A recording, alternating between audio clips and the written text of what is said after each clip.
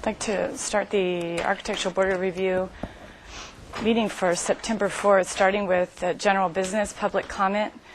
Any member of the public may address the ABR for up to 2 minutes on any subject that is not scheduled for today's agenda. The total time for this item is 10 minutes. We've got quite a few. I think these are all public comment. So if everybody could keep their comments to 2 minutes or less, it would be greatly appreciated. We're going to start with Don Sharp, followed by Dr. Ann Kokatovic. I hope I said that right. First of all, I was here 2 weeks ago, as you know, under public comment. I don't want you to think this is going to be a regular thing for me, but I did misstate something at the beginning of my words last time, and that was the fact I said that I'd been a member of HLC and Landmarks for 26 years plus. It's ABR and Landmarks, obviously. On August 25th, a 65-foot, 24-inch Coryamba citriodora, better known as Eucalyptus citriodora, was removed from 825 De La Vina. The unfortunate occurrence had been approved by the ABR on consent August 13th, and the permit was issued 2 days later on August 15th, a full 5 days before the action was even ratified by the full board on August 20th. In other words, the permit was issued 15 days before the appeal period terminated, and the tree was removed 5 days before the appeal period ended. In addition to that irregularity, no property owners were notified of this ABR agenda item. Also, the tree was required to be retained as part of a condominium project approved by the Planning Commission and the City Council over a year ago. As required by this permit, the stump was not removed either. Myself and others are surprised that the removal of this tree did not result in Mr. Rivera and Mr. Gilliland, the consent reviewers that day, to request a replacement, which I thought was standard practice. Based on the above extraordinary and unusual events unknown to the neighbors until the tree came crashing down, I'm here to request the ABR require a replacement tree of a suitable size and species that will somewhat help with the loss of that iconic Santa Barbara skyline tree. Thank you. Thank you, Don. I'm not going to attempt to say your name wrong again. You're perfect. We're quoting it. Okay. It was awful big. So, Followed by Greg Prieto. Okay. So, Santa Barbara is a wonderful place to live, as we all know. I mean, we're lucky to live here. It's known. Is this on? It's okay. It's known for affluence, but it's also inclusive. And I'm a psychologist. I was executive director of CALM for 18 years. I hope you all know CALM. I spent every year in this room talking to the Human Services Commission to receive their money and their generous grants from the city. And the purpose of those grants were to make sure that all people had access to services from the nonprofits in the rich nonprofit community in Santa Barbara County, so the Human Services Fund, but that everyone in Santa Barbara had access to service regardless of income, gender, race, and sexual orientation. So I would come to you, to the City Council, to the Board of Supervisors, any board that would challenge this in any way, that to make sure that all citizens have access to whatever services and are equally respected, and we maintain the diversity. So I appreciate that many of you stood up for what you believe and abstained in voting or didn't vote or vote according to your conscience. I appreciate that, and thank you for doing it, and thank you for your service. And I also serve on a city committee, and I know what it's like. So thank you very much for the work you're doing. Thank you. Greg Prieto, followed by David Selberg.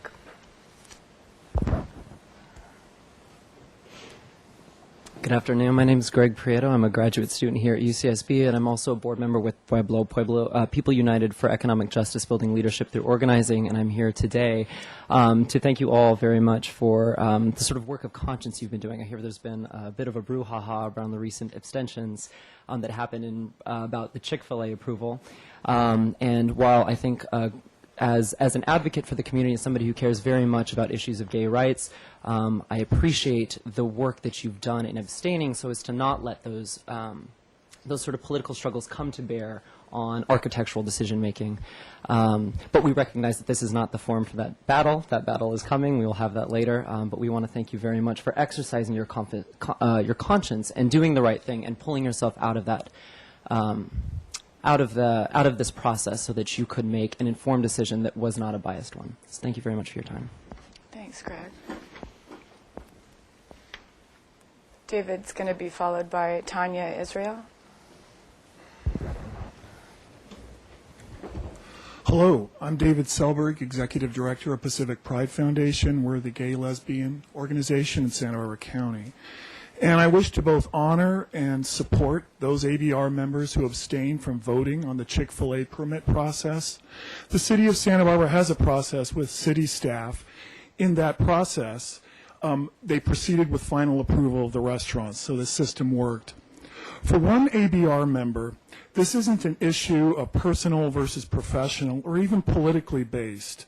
For this ABR member who is an out gay man, who is a leader in the LGBT community, this is about him, who he is as a person. This targeting of ABR members with public shaming and threats of termination is nothing short of a witch hunt. So-called bias are inevitable, and to deny their ability to exist is to invite them to affect the overall review process. Again, abstention should be honored if felt by the public servant, and the occurrence of conflicts of interest should be considered and respected, especially if they have to do with our very identity. Dan Cathy, president of Chick-fil-A, can say anything he wishes. It's a free country. It is also the right of his customers to know where their dollars are headed. Most fast food franchises pay about 8% to the corporate umbrella. Chick-fil-A franchise restaurants pay 15%, and 50% of its pre-tax profits go back to the corporate offices in Georgia. So when you buy a $6 chicken sandwich at the new State Street location, know that a large portion leaves Santa Barbara and goes straight to corporate headquarters, which include Dan Cathy's philanthropic foundation and its anti-gay extreme agenda. Cathy's foundation gave millions to anti-gay organizations and hate groups, including Exodus International, an agency that promotes damaging gay conversion work, and he has supported campaigns like Uganda's legislative proposal to execute gay citizens. Santa Barbara County was the only county in Central and Southern California to defeat Prop 8, the marriage equality referendum in 2008. It is an insult in our city's long history of diversity and inclusion to have Chick-fil-A open a restaurant on our main street. Thank you. Thank you, David. Tanya Israel is going to be followed by Lauren Gunther. Good afternoon. My name is Tanya Israel. I'm a 12-year resident of Santa Barbara. I'm a professor at UCSB and a member of the LGBT community, but I'm speaking on my own behalf. First, I want to thank you all for your volunteer service on the ABR. You do vital work in our beautiful city, and I appreciate your earnest consideration of the issues that come before you. Second, I agree with members of our community who have stated that it would be inappropriate for the ABR to use its power to block proposals for political purposes. Contrary to views that have been expressed by some other community members, I don't think that's what you did. I see no evidence that there was a conspiracy to block the proposal or even that individual ABR members were attempting to interfere with the proposal. A no vote blocks the proposal. The abstentions led to tabling the matter for 2 weeks until the full board was present. That is all. Regarding the reasons for abstaining, apparently the city has provided you with some clarification regarding abstentions, which I think is appropriate, at least one board member has abstained from the issue in the past with no such feedback. I also think, though, that some latitude is appropriate. Aside from the landscape proposal that was under consideration, there has been a rapidly shifting national landscape with respect to Chick-fil-A. When the abstentions occurred, mayors of major U.S. cities had recently taken public positions on the issue.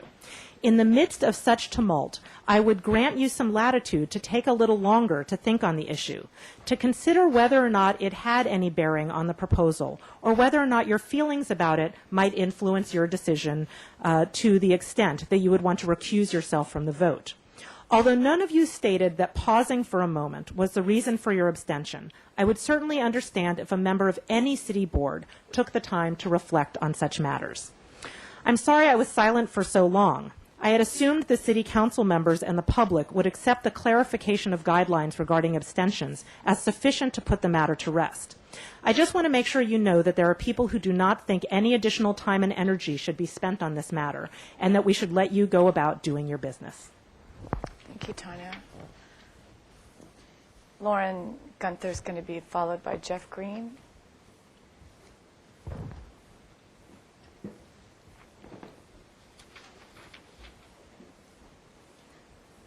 Hi, my name is Lauren Gunther, and I'm with the Santa Barbara Equality Project at Pacific Pride Foundation.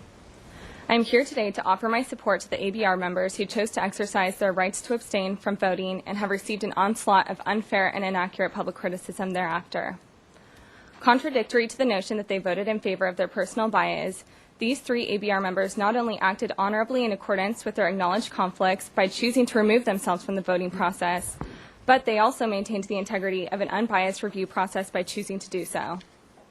It is imperative to remember that no one member voted no to harm or halt the project, but rather abstained to prevent their personal beliefs from becoming acted upon by is. The treatment of these ABR members in the media, and in turn by the public, has ignored this simple reality. Chick-fil-A's review through the Architectural Review Board is not markedly different than the process that has unfolded in previous projects. ABR members have abstained from voting on previous projects and will continue to do so on future projects. So why has there been such blatant and unabashed criticism of the ABR members' decisions to abstain from voting on this particular issue? Because abstention is by no means a rarity in the review process, might it be possible that those who have shamed the ABR members' abstention are truly less concerned with the abstention itself and more concerned with the reason why someone might not support Chick-fil-A in light of this controversy? While Chick-fil-A's millions of dollars worth of donations to anti-gay and certified hate organizations may simply be a political issue for some, for others it represents bringing a business into our community that they are knowingly aware has supported organizations that seek to make and keep them and others second-class citizens. For some, this is merely a political issue. For others, it means supporting a business that donates money to make sure they don't have basic civil rights. Again, so-called biases are inevitable, and to deny their ability to exist is to invite them to affect the overall review process. Abstention should be honored for this reason, and the occurrence of conflicts of interest should be considered realistic. Thank you for your time. Thank you. Jeff Green is followed by... I'm happy to pass the previous 5 speakers who made the points I wanted to make. You're Jeff? Yes, I'm Okay, thanks, Jeff. Ron Lopez, then. Is Ron Lopez here? I'm here regarding 4151. Oh, there you are. Okay, these are 2, so I think address. I think these 2 are for agenda items. These 2 here. So, does staff have a comment? Yes, I wanted to comment on Mr. Sharp's request. Oh, that's a good idea. We really can't discuss that. All I would like to remind the board is that there is a standard that we've adopted regarding landscape alterations and replacements as being a requirement typically. So when a request for a tree removal does come forward to you, it's because staff believes that they're not meeting that standard for substantially similar concept. And therefore, I think Mr. Sharp had a point about when you make a decision not to replace a tree, that it should be based on some type of finding or fact that either a replacement tree isn't appropriate for the location and or some rationale for why a replacement tree would not be required. And in this case, I think we jumped the gun a little bit and issued a permit before the consent calendar was ratified, and I apologize to Mr. Sharp regarding that. In the future, he would have the opportunity to appeal those decisions and not allow the tree to be removed in a hasty manner. So I just wanted to point that out to you all, that if you see that type of application in the future, it's okay to exert your requirement for a replacement tree. Thank you, Jaime. Was this the tree? He mentioned the tree when he was speaking, but what was the tree again? I believe it was Was the it eucalyptus tree Okay. that was removed. Was it at the front of the property or the rear of the property? It was at the rear, not the one. There is a replacement tree called out on the approved set of plans. I don't know if it's of significant size, but I do recall that item, and I believe there was already a tree plan for that location in lieu of the removal of the eucalyptus. Okay. I don't know if Mr. Sharp was aware of that, but I'll let him know. Doesn't sound like he was that. aware of it. Yeah. Okay, thank you. You might want. Can you check into that, Jaime, Sure. for us and let us Sure. know? I'd appreciate it. So these things that were put in front of me are regarding a different project. Did staff hand me these, or did somebody from the public just put these on the table? Okay. I don't know what they're for, but I'm going to pass them to you because they should have gone to you in the first place. If they need to come back as a public comment, then let me know and we'll reopen public comment. So with that said, I don't have any more speaker slips for public comment. If anybody else wants to speak on public comment, now's your chance. All right. So I'll close public comment and move on to the approval of the minutes of the previous Architectural Board of Review meeting, which was Monday, August 20th. Does anybody have any? Oh, let's see. Let's take a vote for it. Who would like to make a motion to ratify those minutes? Motion made by Kirk, seconded by Chris. Does anybody have any comments up to and including item number 1?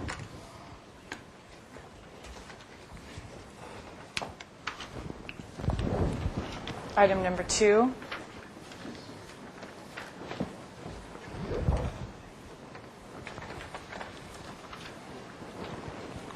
Item number 3 was postponed. Item number 4.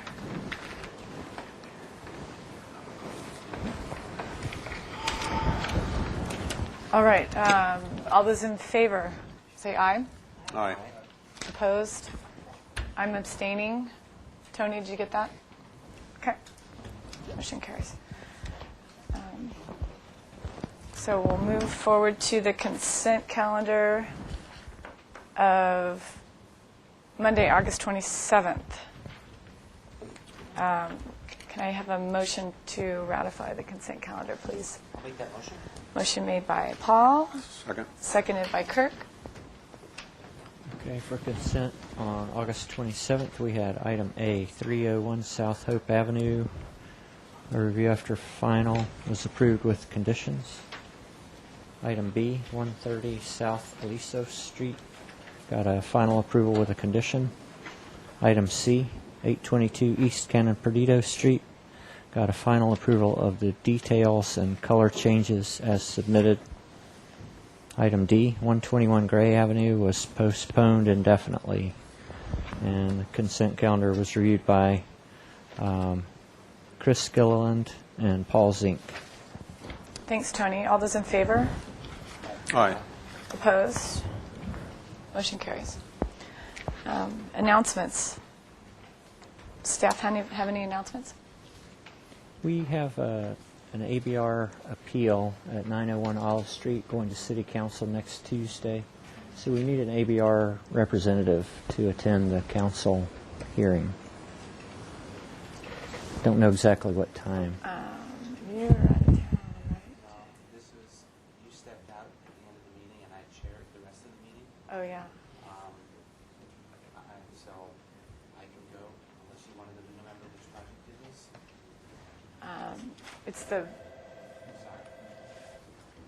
It's the condominium project Around that, where they saved that by the street.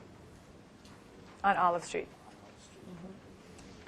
There's an existing commercial building and Yeah. a parking lot behind it. It's not condos, it's rental apartments. I need to double check my schedule one more time, but, Why don't you check, and if you can't make it on? okay. And that was what date again, Tony? September 11th, next Tuesday, Okay, And the time would be like, probably around 2 o'clock. okay. I will check and I'll get back to staff on that. Any announcements? Any more announcements? Madam Chair. Yeah, Chris? I will be out of town for the next full board meeting on the 18th, I believe, and also for the consent that same day, 2 weeks from today. Okay. Thanks, Chris. Is that it? Any more announcements? Subcommittee reports? All right. So that takes us to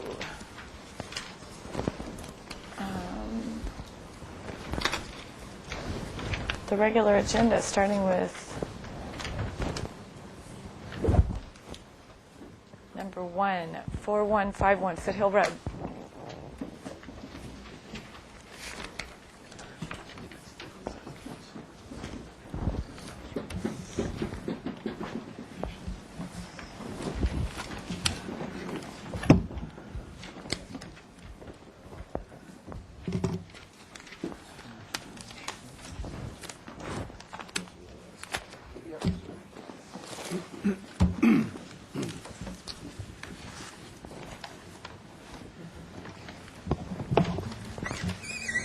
So this is for project design approval. Do we have 3 sets of drawings? They brought their own drawings in? That's okay, right, Tony? This is significantly the same, so you can bring out the other two. The landscape sheets are substantially more complete.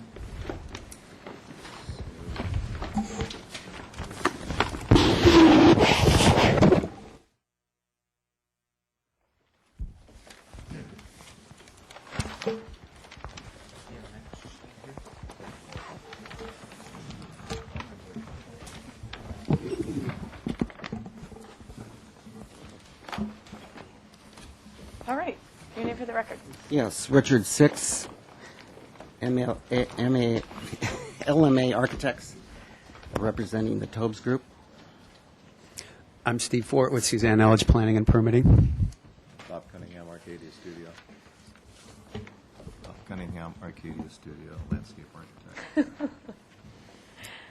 So this was last visited by you in December of 2010, almost 2 years ago. We have gone through the process of receiving the Planning Commission and City Council approvals.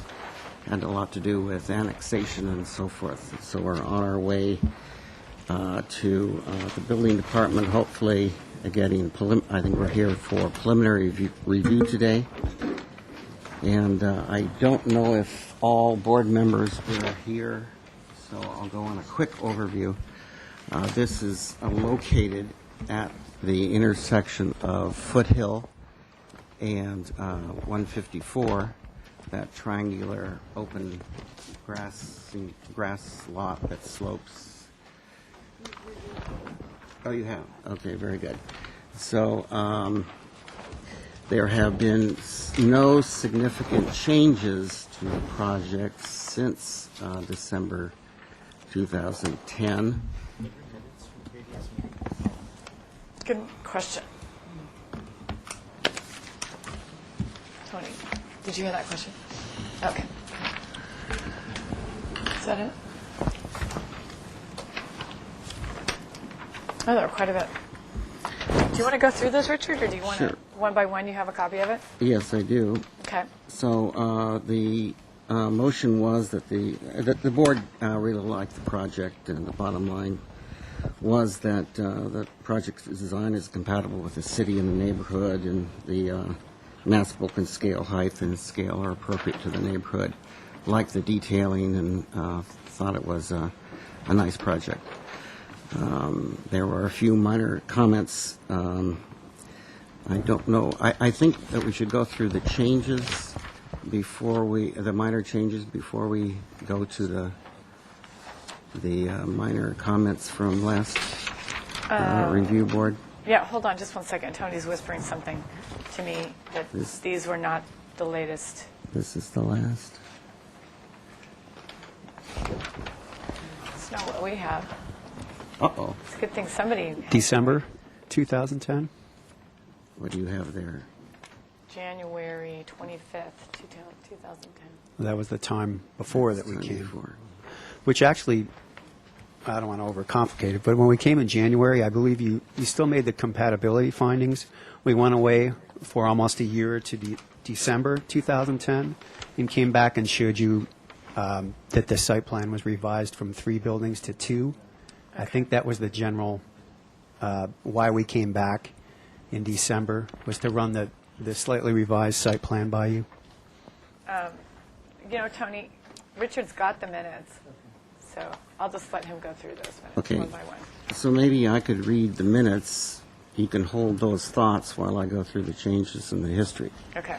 So the minutes were: the board likes the direction and the Art Deco style, provide color studies, provide details for the soffit at the upper story roof, study replacing the parking lot tree with a larger canopy tree, study opportunities to add a pedestrian sidewalk to lawn within the triangular island, this one here, in the parking lot, study opportunities to meander the sidewalk along the Cienegedis and Foothill roads, and then 6, carry forward comments, where all the positive comments in regards to the minimal visual impact of the scenic highway due to the significant plantings along the property line, that in time will provide visual screening. The buildings will be broken into several elements and not perceived as one large building, and the building floor elevations are 5 feet apart and will vary in height. Board appreciates the continuous parking lot circulation plan as designed. The compatibility analysis is as follows. The proposed project complies with the design guidelines and is consistent with the city charter and the applicable municipal code requirements. The project's design is compatible with the city and the architectural character of the neighborhood. The project's mass, size, bulk, height, and scale are appropriate to the neighborhood. The board appreciates the level of details and how it relates to the neighborhood, as the proposed buildings do not have a sterile appearance. There is no impact to adjacent city landmarks, adjacent historic resources, or established public views of mountains or ocean. The project's design provides a significant amount of open space and landscaping. Motion 4, 0, and 1. Okay. So since that time, Sansom Clinic has been engaged as the primary and continuous tenant. So we have customized the site plan and the building for their very special and demanding requirements. They are especially their ambulatory surgery center, which is going to be placed in Building A. So there's very minor stuff that's been going on. So I'll go around the site. First, the perimeter of the site.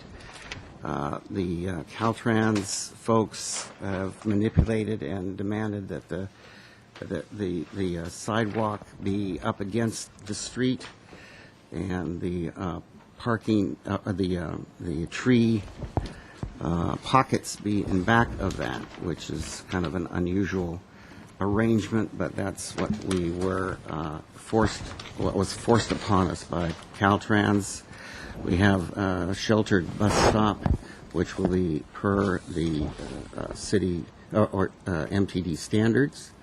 Around the Cienegedis, we weren't able to meander the sidewalk. It just wasn't in the cards. We have screening that you've reviewed before against the only part of the parking that is right against the street.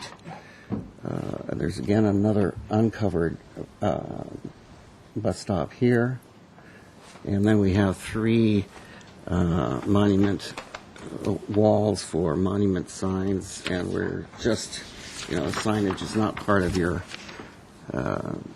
preview, but this is kind of a concept of what will happen at those three locations: a slight arch, the Sansom lettering on raised on the walls, and so forth.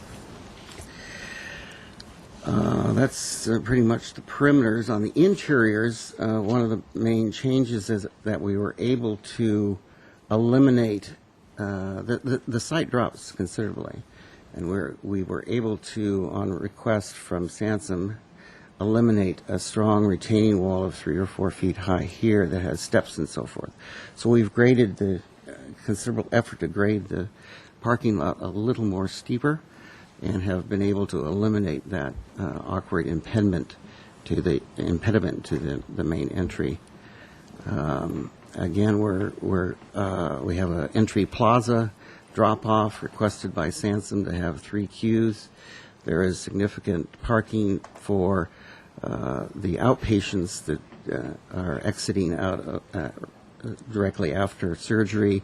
There's customized car spaces just for that purpose of picking up. There is a cafeteria in this portion of the building, so we're developing a patio for eating and dining. And we've, new to the site, are various employee private patios. These entries here have been diminished because they're secondary entrances instead of grand entries, so we're just side sweeping and indirectly connecting those to the street. We've got an emergency generator, a specialized loading space, and so forth. We've also developed, and this was previously on the plans, a strong pedestrian spine between the two buildings. We've developed that in harmony now with the canopy trees and the flow requirements for people getting off and into their cars. We'll have decorative scored and colored concrete connecting and emphasizing that pedestrian spine, as well as tree grates and a shaded passageway between. We are anticipating and have provided conduit out to this row of parking along here for future solar panels. They're not going in at this point, but Sansom will be looking at that in the future as things improve and become more efficient. Building B, again, the main entry here. This is medical office only, not any surgery involved in here. Minor entrance here, and service doors and so forth there. Site lighting-wise, we're developing a 12-foot, very indiscreet LED type of fixture that's high performance and as well as significant cutoffs. I don't think that this particular project has any, doesn't have any direct adjacent neighbors, so the cutoffs are not as important there. So that's basically where we've eliminated, because of trees and conflicts and so forth, we've eliminated most of the pole lights in the entry, and will depend on bollards and fountains and so forth.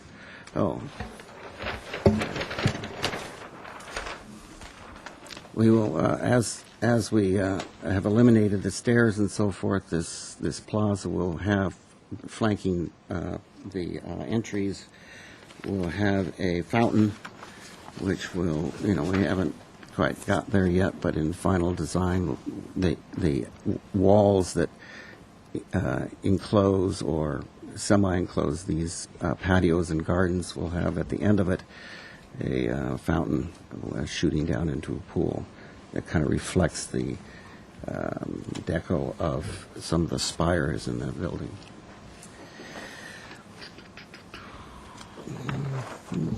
So I don't know if we need to go through floor plans, but we just Yeah, we don't really need to go through. yeah, just to say that the building has been very customized, and window openings, ceiling heights, equipment, and so forth have all been honed in and are really ready to go for this very specialized and demanding tenant. Same thing as with the roof plan. We've got down to the exact species and manufacture of the all the equipment and so forth needed up, both in HVAC and special equipment by the tenant. To bring the new people up to board, this is a very generous and low-slung mansard roof with a well inside to hide all the equipment. And then Building A was broken up by a low parapet and a low element of the building, kind of I call the waistband of the building. Don't we wish we all had, waistbands that went in? Do you have a section through that, Richard? Yes, we do. This is the second building, more of the same, only simpler. So here are our working drawing elevations.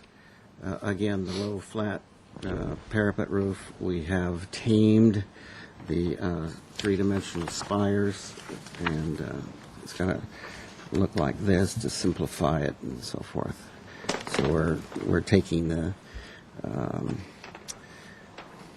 some of the geometry of the deco and playing with that, so forth. So those are all plaster articulations? Yes, plaster, and then reveals at certain levels and so forth. And most of this down here is all plaster. So in section, we can... Not wall sections? Yeah. So here's our very typical wall section. This is going to be a tilt-up building at a 8-inch wide tilt-up. So earlier, and if you remember, Kurt, there was discussions about the depth of these reveals. Well, it's now it's a good 4 inches and so forth. Even to the point where we can get an extra lintel suppression back there. Here's our generous sloped roof. Because of the exact, we fought and manipulated the isolators and worked over, and we're about 5 inches above the parapet on the extreme largest and tallest unit. But given the sight lines and the depth, they're back there, so I don't think it matters. But if you looked at straight on, you would see it. But the big guys are way back in here.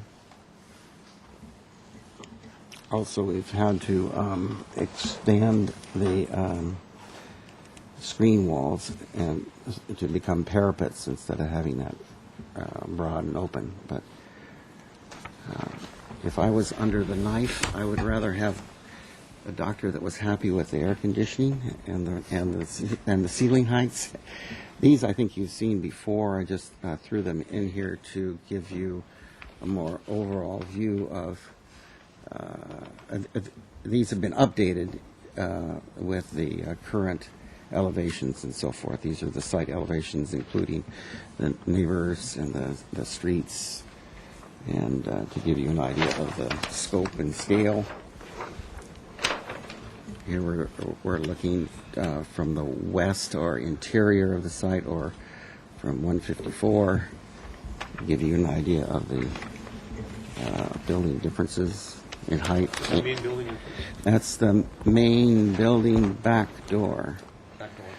Yeah, the main building entrance is to the south, and this is it right here. So here's our flanking patio walls. Here's our fountains and so forth. And we have we've expressed on all these entries additional gable and then a canopy, glass canopy, metal canopy. How big is that canopy?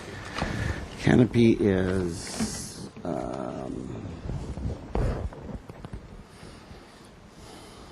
it's protruding about 6 feet in glass, and then another 2 feet in extensions of the outriggers and so forth. Looking at exterior details. Yeah, this is kind of yet. And then we have lighter sunscreens at the west and south elevations that kind of pick up that same idea. Let us see here. So I think if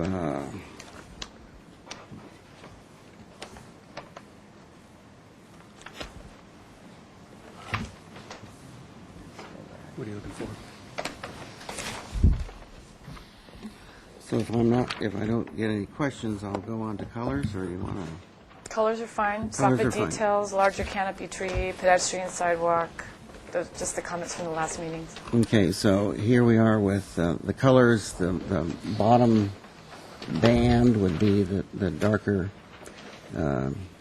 tan. The upper bands would be, and soffits would be the lighter. The spires would be the darker. The lintels up here would be this color. The lintels, recessed lintels would be this color on the upper and this color on the lower. Our metal canopies and aluminum windows, the dark bronze.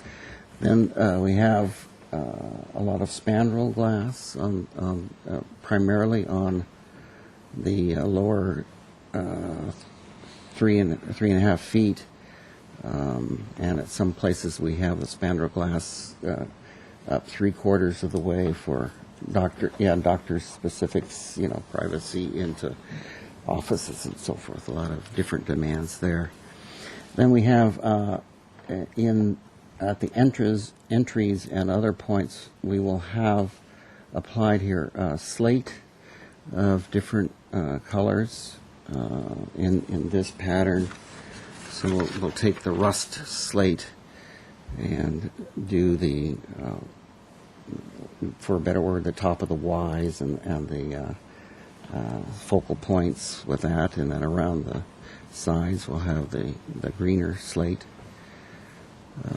I think that covers it pretty much. The gutters will be painted to match the dark bronze and downspouts also. Site will all this will be either raw concrete panel or smooth plaster to match the concrete panel.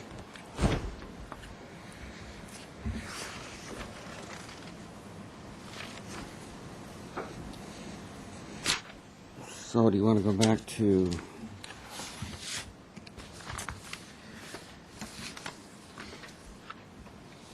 the color studies?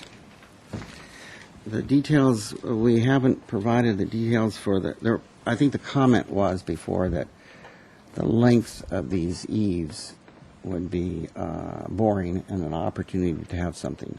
I think we don't have shown quite yet, but I think a very subtle turning of the required strip vents instead of going parallel with the building will come out and introduce sections to break it up. And that's all I'm proposing for underneath the soffits. Replacing the parking lot tree, that's Bob's job. And we discussed adding a pedestrian activity in the center of the site in that triangular zone. But we felt that the best use of that, since we had so many other activity areas for folks, that this would be best left alone and all green, and a better impact and use of that open, that space for greenery only. It's not that big anyway. Yeah, so once you started stepping in there and getting an activity, it really clobbered the opportunity for greenery. And Did you look at details at all? Has anybody looked at details? They're preliminary. We're on preliminary, so we're not No, I here know, for final. No, I know that. So we haven't got all of the nuts and bolts here yet. We've got. So there wasn't a detail sheet that you wanted us to see, for instance, with a detail of the window recess or anything? No, these are at the size where you can appreciate that. I think that perhaps. You showed us that. All right. Yeah. We're just a little behind, so I'm not trying to be rude, but No, I do want to keep the meeting going. Yeah, I tend to get long, so boom. All right, Bob, you're up. Okay. I won't go into a lot of detail because, again, this is preliminary. And we have made a few changes. First of all, I will address the parking lot tree issue. I have no idea why my phone's ringing, so I'll just ignore it. Somebody's trying to call you. Apparently. The tree that we selected for the parking lot is pretty much a tried and true drought-tolerant, evergreen, shade canopy. It's got a spread ultimately of 30 to 40 feet, and we think it's an appropriate tree. The main issue for us with regard to enlarging the tree is we have 4-foot and 5-foot planting islands, and to try to force a tree that would grow larger into those planting spaces we feel would be inappropriate, because over time it wouldn't be sustainable. We would have problems with the tree outgrowing its space. So I think we've provided a decent coverage over the site with the trees, but with that limitation, we'd like to hold to that particular tree, the Australian willow.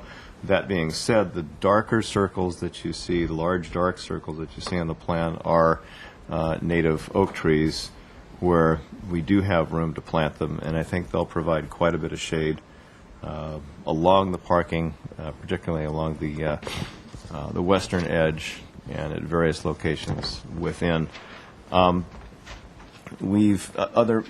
minor changes we've made are to eliminate one of the species of palms that we had originally proposed due to the change of the accesses to the buildings and so on, which adjusted the thinking with regard to where the main entrances were. We felt that the palms that we had in some locations just were no longer appropriate, so we've gone to a less formal plant palette.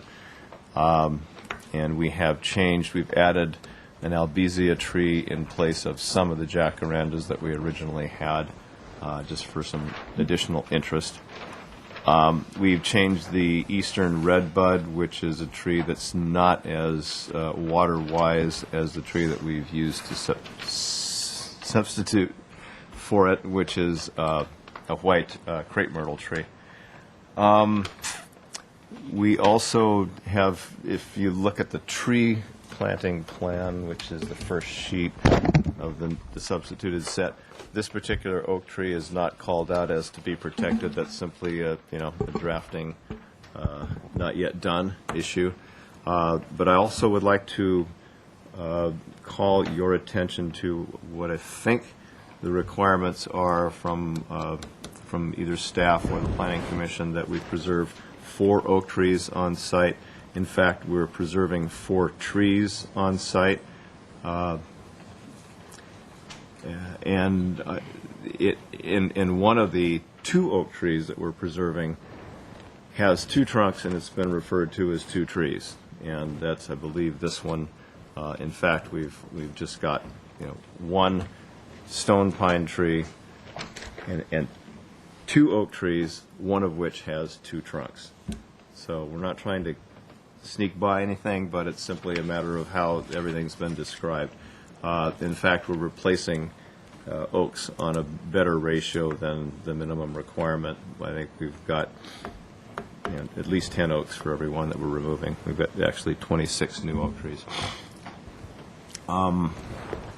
That's essentially it at this point in time. The plans are not complete. This is progress. We intend to have final drawings done in 2 weeks. However, if that's an issue with regard to your landscape architect's lack of presence on the board, we could come back 2 weeks following for consent for final approval on landscape.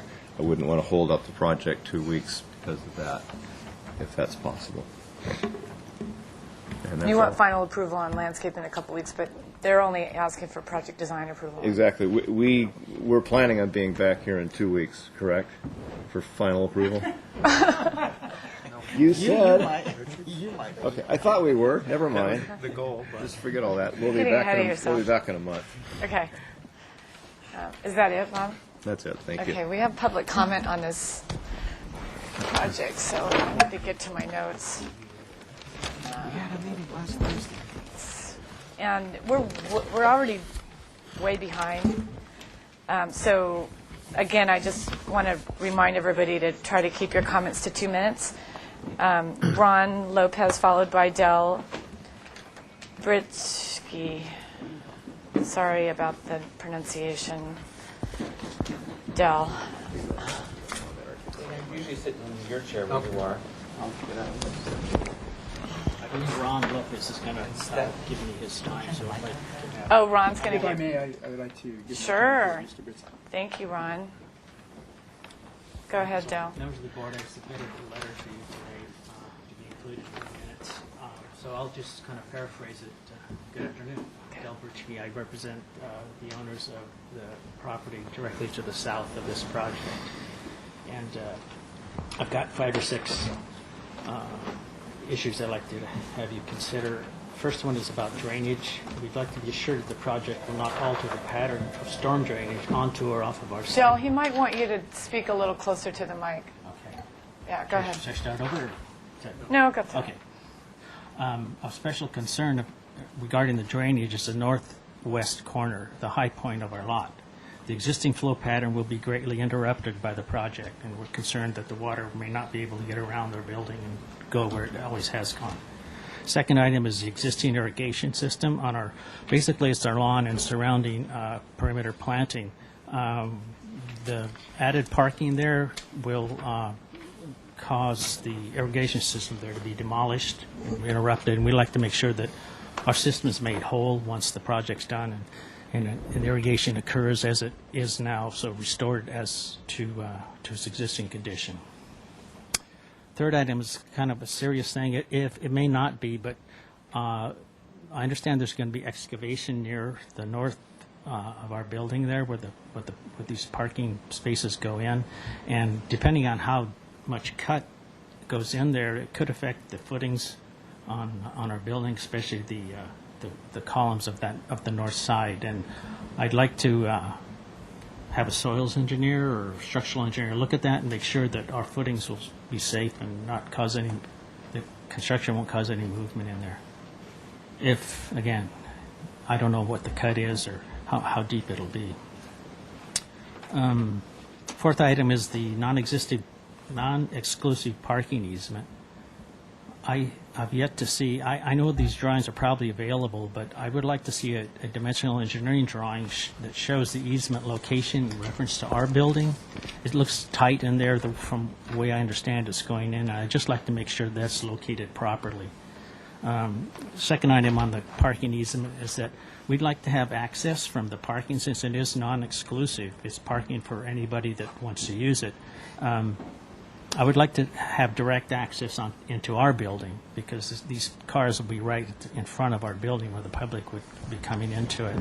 And so I'd like to have a sidewalk or curb cut or something in there that would allow that. If the project, the developer can provide that for us.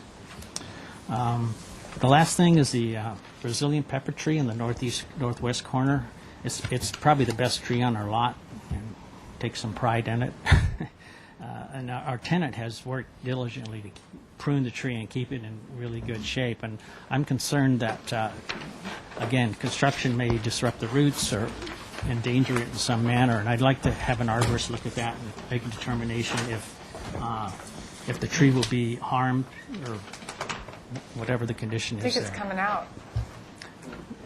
Well, but again, it doesn't. To me, it doesn't look like it's in the construction zone. We'll address that later. Yeah. Anyway, keep going. Yeah, I believe that's it. Yeah. So it's beyond the property, the construction line. So that's kind of surprised that that's coming out. And we met with the landscape architects people there, and they were very kind in walking us through what's going on. We appreciate their help with this, and I thank you for your time. Thanks, Del. Mike McCormick.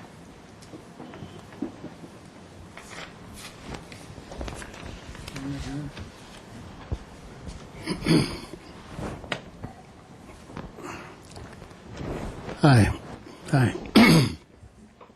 Mike McCormick. I live in the neighborhood. And I did want to say I was a little disappointed in not being able to hear most of his presentation while I was sitting in the audience there. So that's number one. Number two, I've kind of been disappointed in the illustration and elevations that they're showing you as to what the building's going to, what the property is really going to look like. And I see it more in an illustration form than I do an elevation form. This is a very visible site, both from Highway 154 and on Foothill. And so for the first time, and I'm delighted that something's going to be developed there. It's been a wasteland for so long, and we have a very prominent and capable developer here. But it seems to me that the massing of the building on Foothill is extremely, that's what I want to say, maybe commercial looking. I mean, it's a residential neighborhood everywhere else, and then all of a sudden you're going to see a large massing across the front of Foothill. And I had given testimony previously about the same subject. I don't know that there had been any changes from what I saw the first time. As you look at the massing of the property, you're going to see a large commercial structure. And there's a lot of nice things that can be done architecturally to change that or to soften that.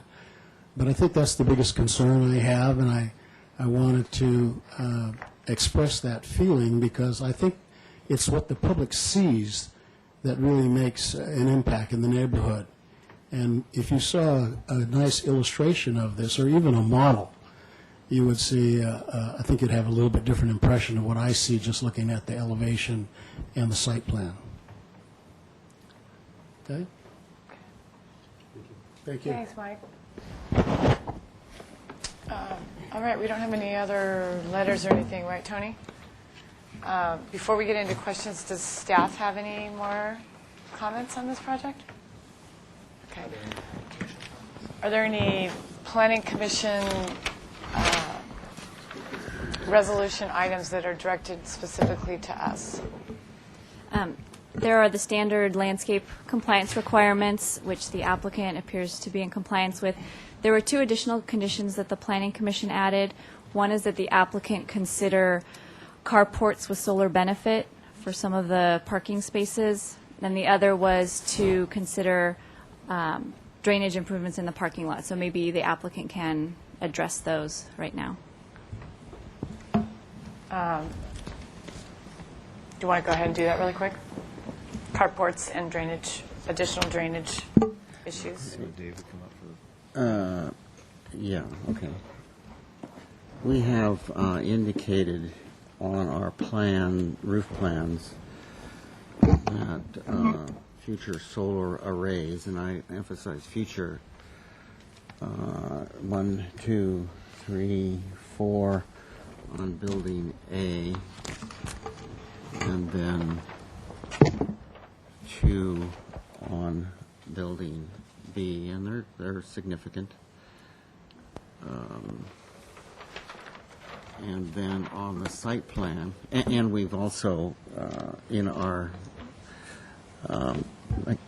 mechanical drawings that are proceeding as we speak, provided for conduit and so forth up to those locations, as well as providing conduit and so forth to the arrays and potential covered parking future again on this side of the property all throughout here. And then as far as the site drainage, I'll have Dave speak to that. Good afternoon. I'm Dave Rundle with Penfield and Smith Engineers. Two things come into play with respect to infiltration in the parking lots. The site's soils are lean clays, so there's already very little infiltration in the soils.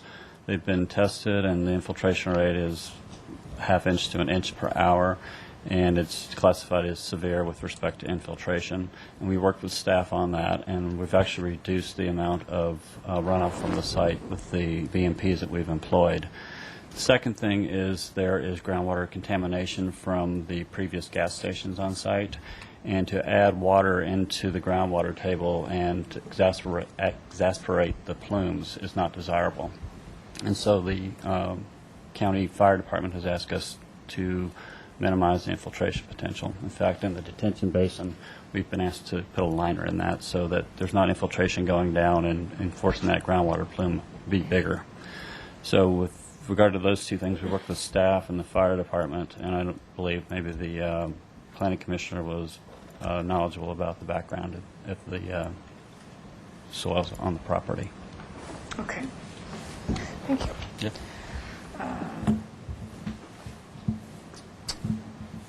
All right. Oh, I was going to say one thing to Mike McCormick. Unfortunately, we're not Mike. We're not. Where is he? Somewhere. Oh, there you are. We're not. We don't have a PA in here, and the microphones are only for the TVs. So next time anybody can't hear, just say, "I can't hear," or sit in the front row. So that happens all the time.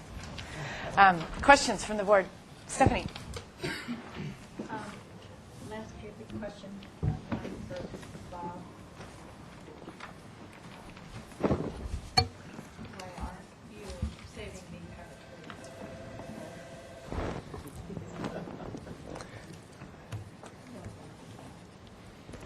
Why aren't you saving the pepper tree? Saving the Brazilian pepper tree. I was informed by the engineer that it would have to be removed due to grading concerns for the parking that's going to be installed north of the vet clinic. If it can be preserved because the grading isn't going to work out to its disadvantage, we'll preserve it. We have no desire to remove the tree if we don't need to. Okay. Next question was for the architect.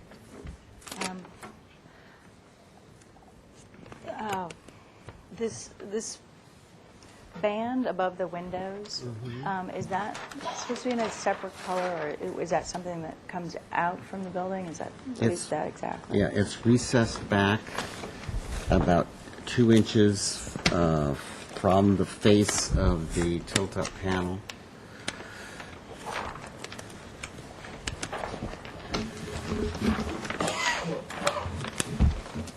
A 2-inch recess above the windows? Yes.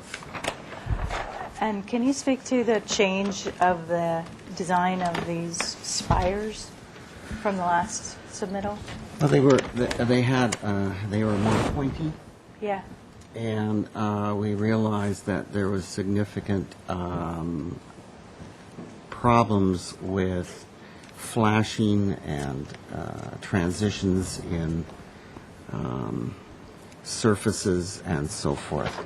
So what we decided, and it was a request by the owner to simplify and reduce the ups and downs, ins and outs, flashings of that. Did you see the previous? They're right plan? here. Yeah. So when you actually, and that's why I brought this three-dimensional, is that when you actually look at that from where, standing, it will still have a interesting apex. Can you put it on the camera, actually? Okay. I wanted to take a look at it closely. It was over there earlier, and I never got a chance to see it. So if you want to see both up and down. Oops.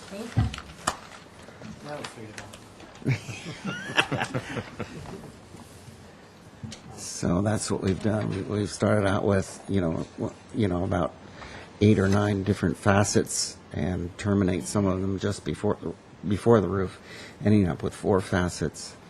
And when you look at it from down below, it will still have a nice, in my opinion, it's still a nice termination without the extra flashing complications. One more question. The soffit detail that you talked about in the last submittal to kind of somewhat support the extended eaves in the last previous submittal, I don't see it here. I just see the downspouts. Oh, yeah, there is. Yeah.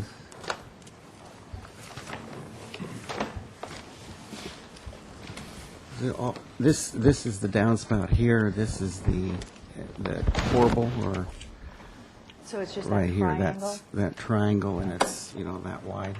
Okay.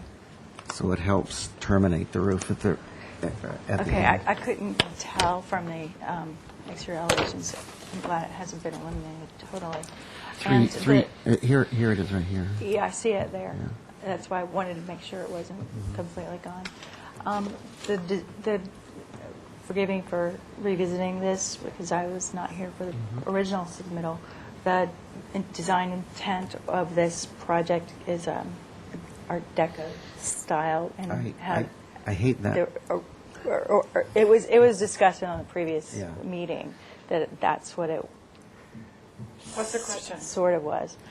My question is, can you talk to me about the the direction or the reason for that? I don't that like it's appropriate for Santa Barbara. I don't like it to be termed as deco. I think what we're responding to with the low roof pitches, the spires that kind of emulate chimneys and so forth. It's a unique architecture, and I don't want it to be labeled. So it's got decorative features that have angles and geometry of deco, but not enough to say it's deco. It's just kind of unique. And there's a little bit with the low roof pitches and extended overhangs, a little bit of prairie in it. But it's unique and it doesn't fit under any particular label. Thank you. Is that it, Stephanie? Yeah. Kurt. Thank you.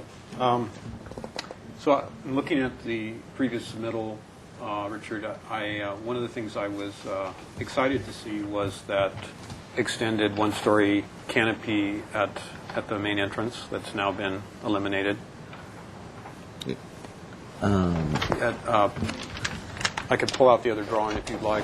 It looked like, as you mentioned, that there was some, in order to achieve the accessible entrance there, you had first of all, you had the floor lowered at the entrance, and then you had a canopy that came out, looks like 20, maybe 25 feet from the entrance.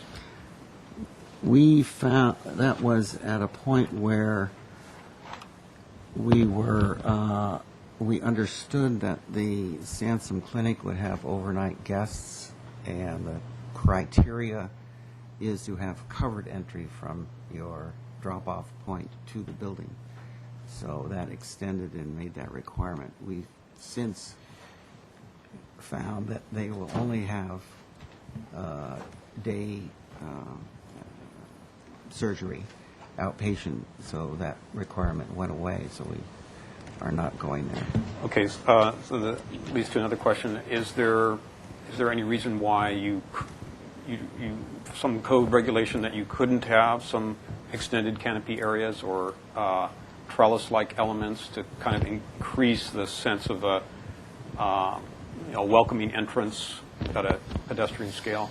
Well, I kind of resist because even, no. Okay. I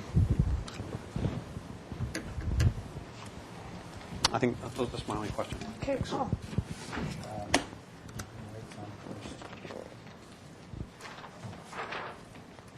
Sorry. There it is. Two questions having to do about the soffit. In between the gutter downspouts, is it just all plaster, or is there a pattern that happens to the reflected soffit? Yeah, that's what I was going to address. It hasn't been addressed yet, but I'm thinking instead of, these vents, these soffits need to be vented. So instead of taking the standard approach of having a vent, recessed vent parallel with the wall, we would turn them and have them horizontally, so they would be 4 to 8 foot sections, and then a vent at a repeating pattern. So just that delicate.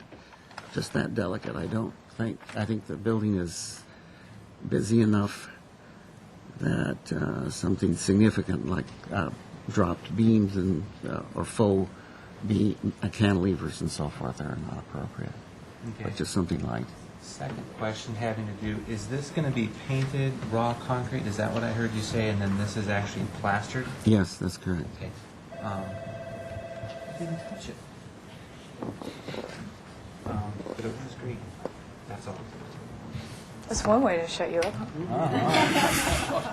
Gary. Couple of questions. The screening for the emergency generator and the recovery equipment, what is that going to be? That will be a metal screen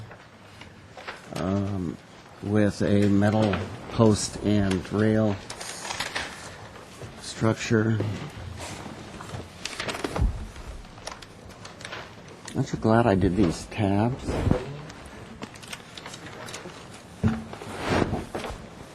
I saw something about CMU on there someplace, Well, the trash enclosures will be CMU. but not these. But Okay. these will be a metal frame and horizontal corrugated painted metal. Okay, non-transparent. Non-transparent, yes. Okay. Then I'm assuming that we are going to get our lighting and photometrics a little later, or the parking lot lights and We the got 'em. light. We reviewed 'em. We got them. Sheet on the side. If you want to take a closer look, they're here. I'll review it later. Okay. Thank you. I didn't see that. Then your little decoration of the slate that's in the entrance to the building. You showed us that you're going to have a couple of different colors of slate. Yes. Are those going to be flat on one plane, or are they going to be like a typical nondescript, I don't know what type of architecture, but kind of deco-esque? Are they going to be proud from each other, or are they all going to be one plane? They'll be slightly recessed from the surrounding wall Uh-huh. by that much, but the rest of it will be flat. Okay. And then the last question I have, on the future solar, are you including the brackets for the solar array to be included on that future solar, or are you just kind of mapping out a piece of real estate for it? Mapping it out, a piece of real estate for it. Okay.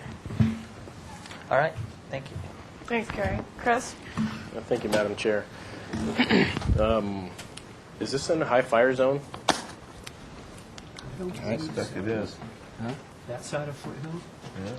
I don't think it's in a high fire. No. Okay. Good. And then, yeah. The sidewalk along Foothill, did Caltrans give you a reason why they want it right up against the road? It seems like There was not the many safest. conversations on that. I was not indirect, but they're very Adamant. I think it's territorial. because they said so. Territorial about that, usually and is. sight lines and so forth. Are you referring to the tree wells on the backside Yeah. of the No, just- sidewalk? not Sidewalk having being a on the street. parkway to help soften that area. I mean, I know that they asked that the tree wells are on the back side of the sidewalk for sight distance. And we kind of questioned that too, since it's a signalized intersection there, but they stuck with it as far as I know. interesting. The number one thing always seems to be safety, so I was a little curious. We were told so.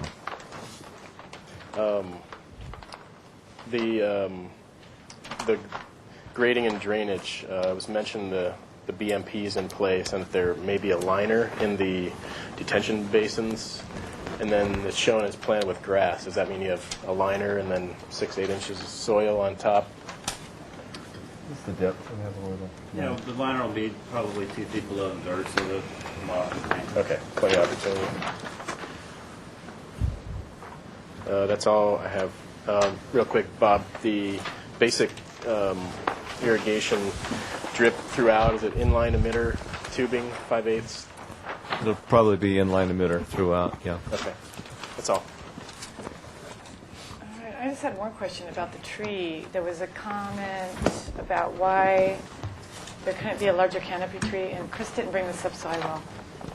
Just wondering, Bob, what's that overall plan? I just saw a couple of areas, and just for my education, I was wondering why you might have not put a... This is the tree plan. Oh, there, okay.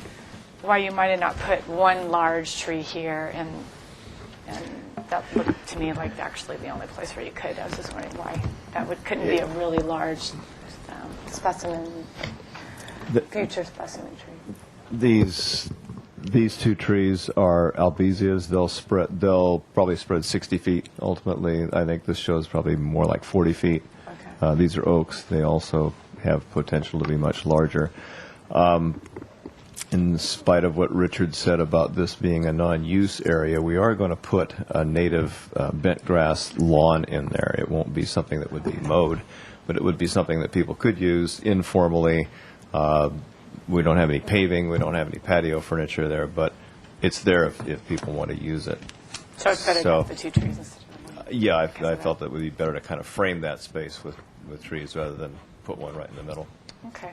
And then the only other thing is a comment that was made during public comment about adding a walkway to the adjacent structure to the south. Do you have any opposition to doing that, or do you have a comment about that in case that person's still in the audience? I think it'll depend on what the grades turn out to be. With the curb that you see at the south end of those 5 parking spaces, if the grade turns out to be something that we couldn't really accommodate with passage from the parking spaces to their paved arcade, then we couldn't do it. But I think if it's physically possible, we don't have any reason not to want to do that. I think the Tobes group needs to weigh in on that. Okay. Yeah, I'm speaking as a designer. Right. I understand. And then you're still under deliberation as to whether or not that Brazilian pepper can be saved. And you guys again, are looking yeah, at that'll be a matter of the grades. I don't, we intend to leave that landscape in the area in better condition than it currently is. We will adapt the irrigation system to accommodate the new plantings and so on. Okay. All right. So comments. Chris, you want to start? I think with regards to that Brazilian pepper, looking at the grading plan, it looks like it's a possibility that it may be saved, even if there's a small retaining wall or something. But I don't have an existing elevation for the tree, but it seems to be pretty close. So take a closer look at that. The backflow and other equipment is shown in the parkway, and I assume that that's just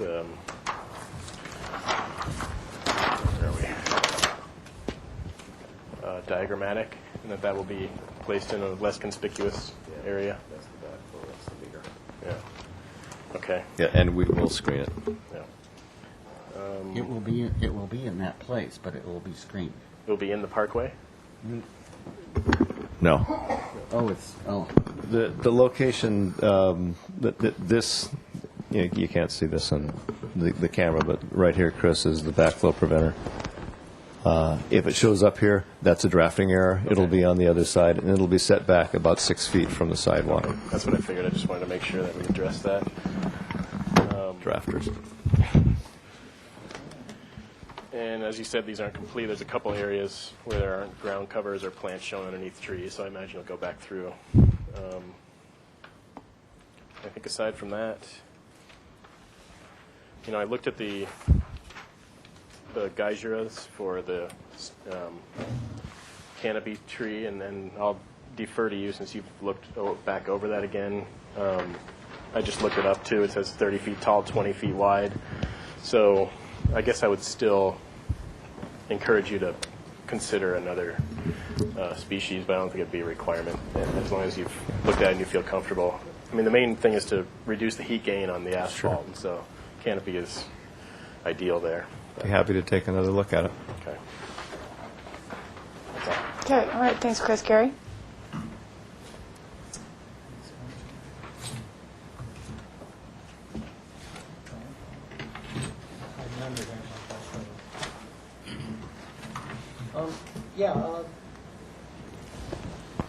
One thing that I'd like to see is the details on some of the drawings that aren't here yet. That'll clarify some things. But when looking at the entrance and I'm looking at the slate details, I think that you should have a little bit more traditional details on that. And some of those, the color differentiations, I don't think are enough for where the triangles go and where the flat part is. I think that some of that should have some dimension to it, so it has a traditional type deco or non-deco look, whatever your view happens to be. Looking at the photometrics of this, I don't know that one entrance doesn't seem to have any lighting.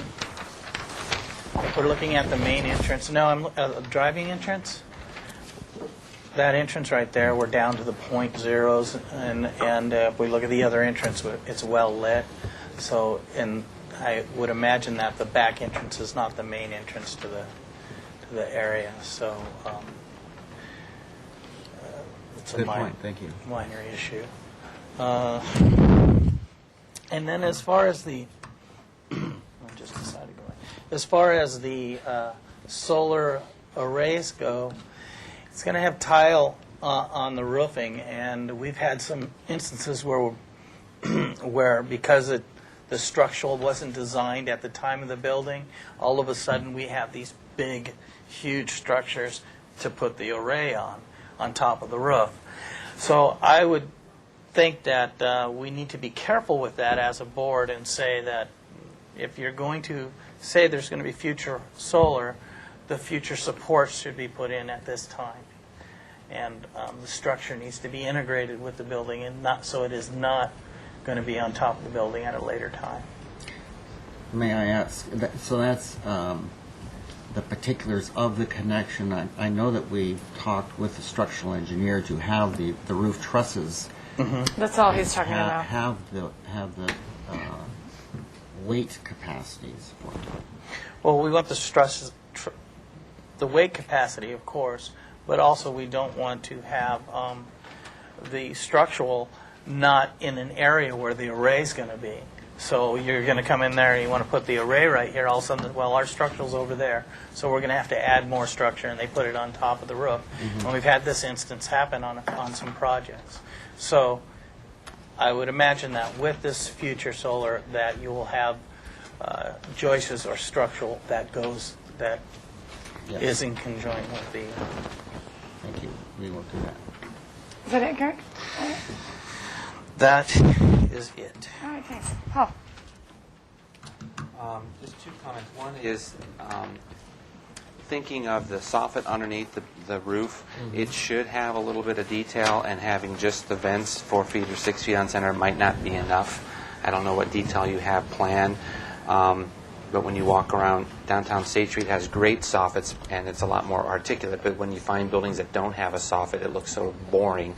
And then ones that are really articulated, it fits the historical charm. But in our town, it'd be nice to have a little bit of interest in there. So it needs to have something. and I'm just questioning if the vents might not be enough.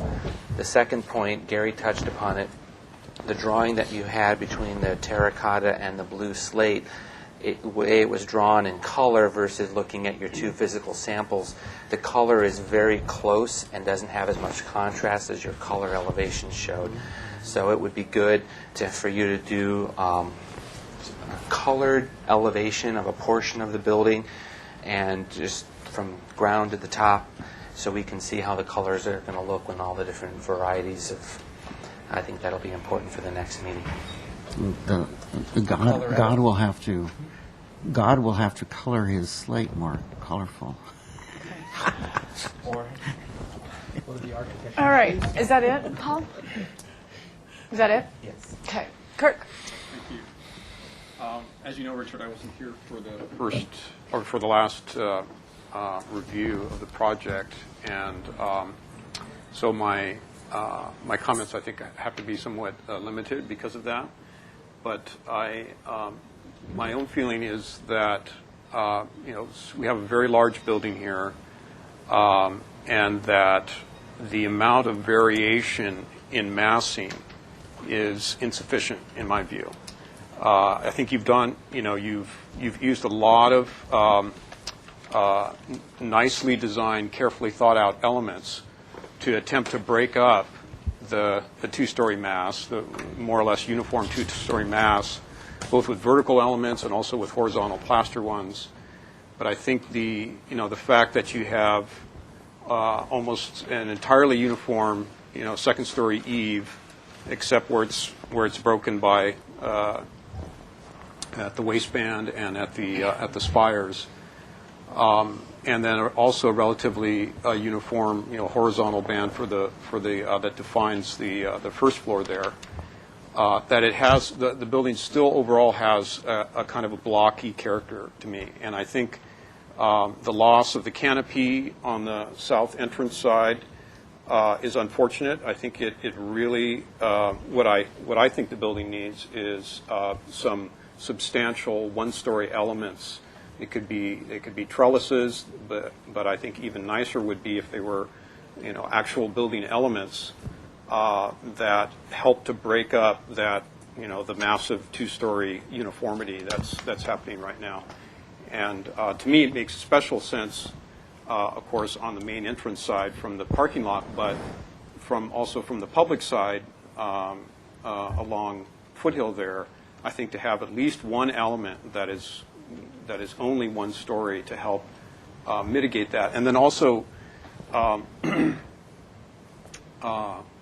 really like the curved corner element at the corner, but it seems like there's an opportunity there also to do something different in terms of eave height, roof height, and treatment that would give it more of an individual character at that corner as opposed to linking it so strongly with the rest of the building.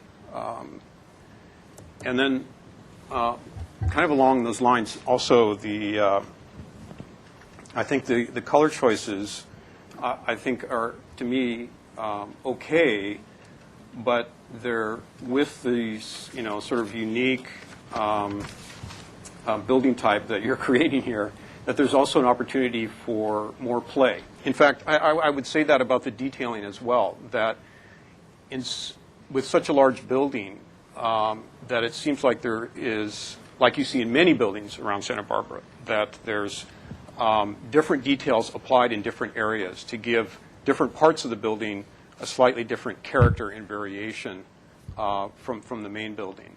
I think that could happen with the detailing. So I think you could have some eaves that have maybe that come down a little bit lower, or that are that have rafters on them. Something. Those are just very trivial examples, but I think there could be a lot more play in the way the detailing is treated on the building. And also in color. I think there's since there is an Art Deco suggestion being made there, and you're deriving some elements from the Art Deco style that I think you could incorporate color here much more freely and playfully to really give some more unusual character to the building.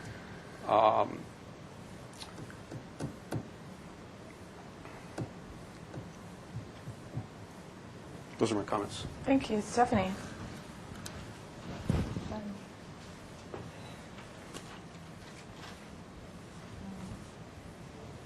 I would agree with many of Kirk's comments regarding the style of the building. I'm not sure I'm completely sold on this style for Santa Barbara. It seems to be leaning more towards postmodern than Art Deco at this point, and I'm afraid it could have to do with the colors and some of the decorative elements. And I'm hoping to get a little more articulation of the details in the next submittal with regard to the soffit supports and some more perhaps traditional details and variety of details being incorporated into it. The tile details above the windows on the first floor are kind of weak and could use some study. That's it. All right, thanks. All right, this project's looking for project design approval. I don't know if anybody feels it's ready for it. I personally think it is ready for project design approval. That's my comment. I think it's a nice project. I also look forward to additional detailing, and I trust that the architect is going to find a way to make this building a really special building. And next time when they come back for final, come back with further details that illustrate that. What I have in my notes based on what everybody said is, if you don't mind me mentioning those for the benefit of the person that may make a motion for project design approval, would be to return with additional detailing, as I mentioned, for all the building elements. I'm not going to be specific. I have studied the northeast vehicular entrance for opportunities for additional lighting, verify the structural supports in the proposed locations of the future solar arrays, and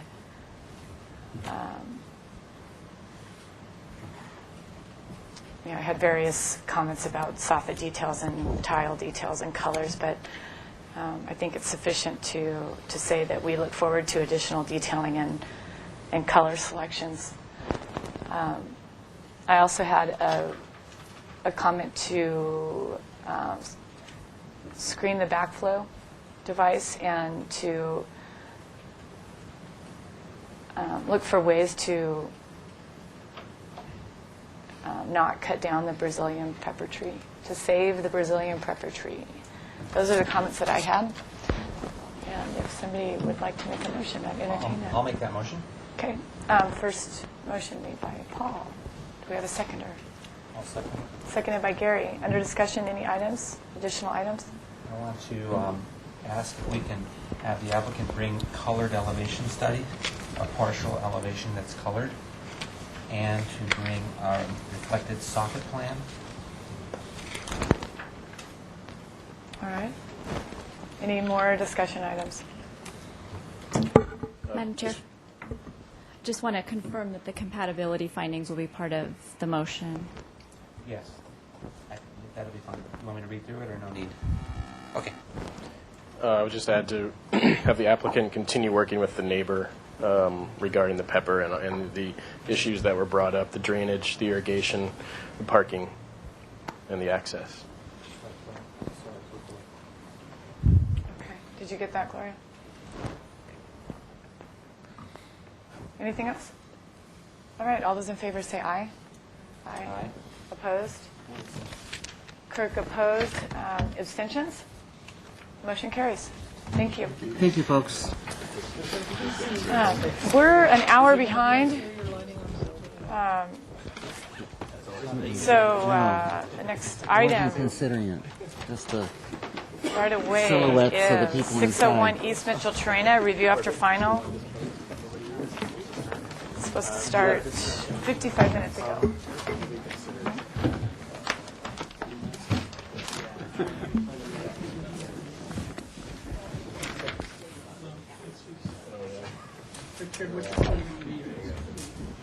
The one with the lighting plan.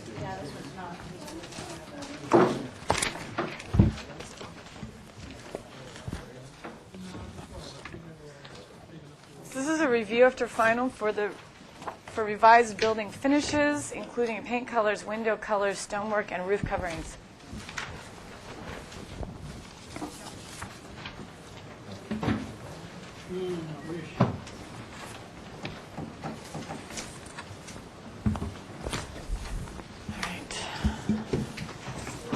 Try to get us back on schedule, Joe. This one seems easy to me, but you never know. So.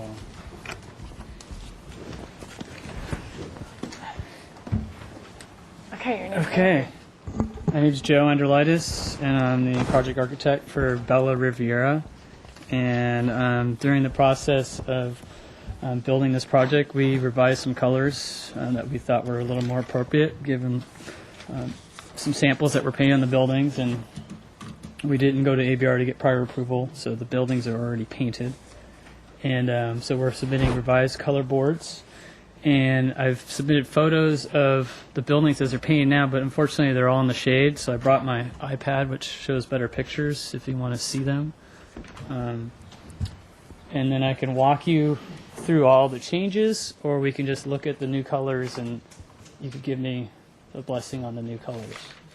So how would you Are want all me to of proceed? the buildings changing Everything's colors? tweaked a little bit, given the fact. I mean, we specified Colby and Colby. They use a different window manufacturer, which has different standard colors. So then, when you go in with your colors, you got to kind of massage it and tweak it to match the. Did you make any drastic changes to the color schemes? The one color that some of the neighbors have complained about is the red color. So we introduced a new color, which is this color, and it's shown in this photo here. Let me get to it. That's the color that some of the neighbors have had an issue with. And that's the color you're proposing? That's the color we're proposing. And that's not the color that was approved? No. But it was already painted? These are the colors that were previously approved, and these are the colors that are currently being used. Lay it down for the camera, actually. Which one did you switch out for this? Well, building H1 was was several colors, so this was one of the colors that we used, but we only had 3 colors for the H buildings, and they're all in a series. So when we looked at it, when they're all framed, we felt that having the same color so close to each other was not a good thing, so we ended up painting them each a slightly different color. So they're all 6 in a row, so that you see 6 different colors rather than 3 different colors that are repeated twice. So in this one, we did one remained this color, which is building H3, which is, so I can go through all of them. That's this one. So it's this color with white trim. Building H2, you can see the greens in this one are a little more blue. So we opted, once the paint samples were painted on a sample wall, we opted for a more greenish green. Building H3, we just went with the darker blue rather than the lighter blue. And that is right there.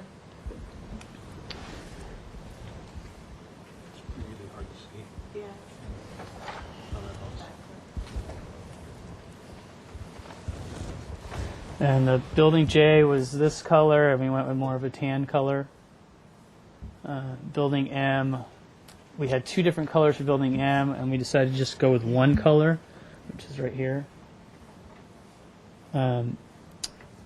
This 01 color, we had that painted up, and it looked awful, so we went ahead and changed that one. And this is more of an olive green. Building 02 is the same. And building 03 is the same, and building P is the same. And then on the stone, there are some areas of stone that are on the building that we originally called out as 5-point real sandstone, and it ended up being value engineered into a veneer. But we did keep the 5-point on all the site walls.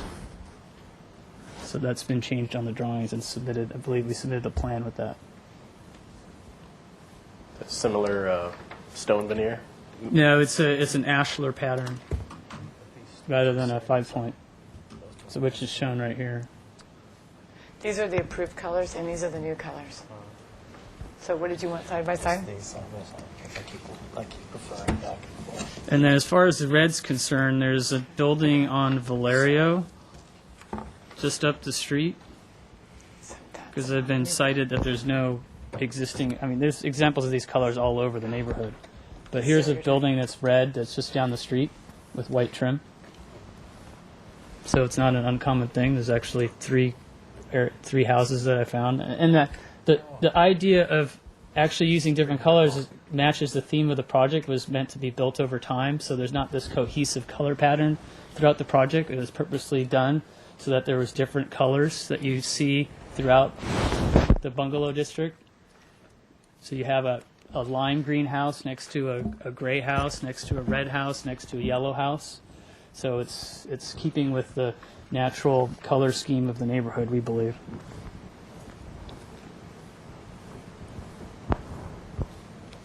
Roof coverings, Joe?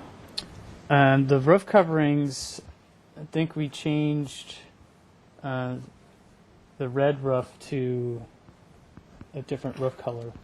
The red building to a different, a more brown roof, which is right, where'd we go? Here. From where to where? It was this color to that color. They're all different shades Is that of it? gray, basically. That is it. All right, we have some. Go ahead. I do have some solar panel stuff if you want to look at that. I'm not sure how Jaime feels about that, but I have some pictures of the solar panels because that apparently is... Whatever we're supposed to review, we need to review it right now. Okay. Right now. So we'll cover that in a different application. In a different meeting? All right. All right, we have, I have 3 speaker slips. Again, if you could keep your comments to 2 minutes or less, that would be great. Did you just turn me off? Give me my microphone, man. Maureen Brown, followed by Gary Villalba. Is Maureen here? Yep, I'm here.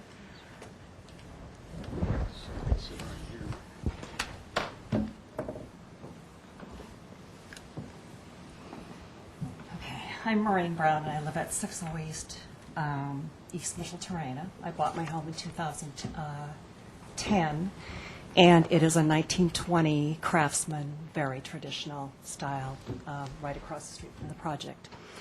I do have a few concerns, and I did contact the Planning Commission about them. This is a picture of the red that was taken today. You can pass that around. Do you have a bigger picture of that, Joe? This one? Oh. You know what she's talking about? Yeah, that's the one I just showed you.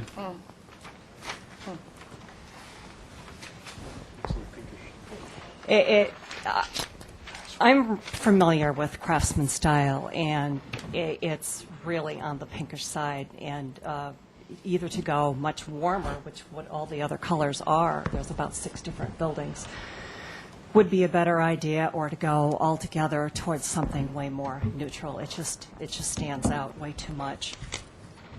My second concern is the Butterscotch Building, that I don't really understand the architecture of this one, because it's not at all consistent with all of those other buildings on Micheltorena. You'll see all those buildings on Micheltorena are very Craftsman style, with a lot of detail, with a lot of lines, which are traditional to Craftsman. And that is just a flat panel building. No overhangs, there's virtually no trim, with a red door, which is supposed to indicate Craftsman style, which it just doesn't work.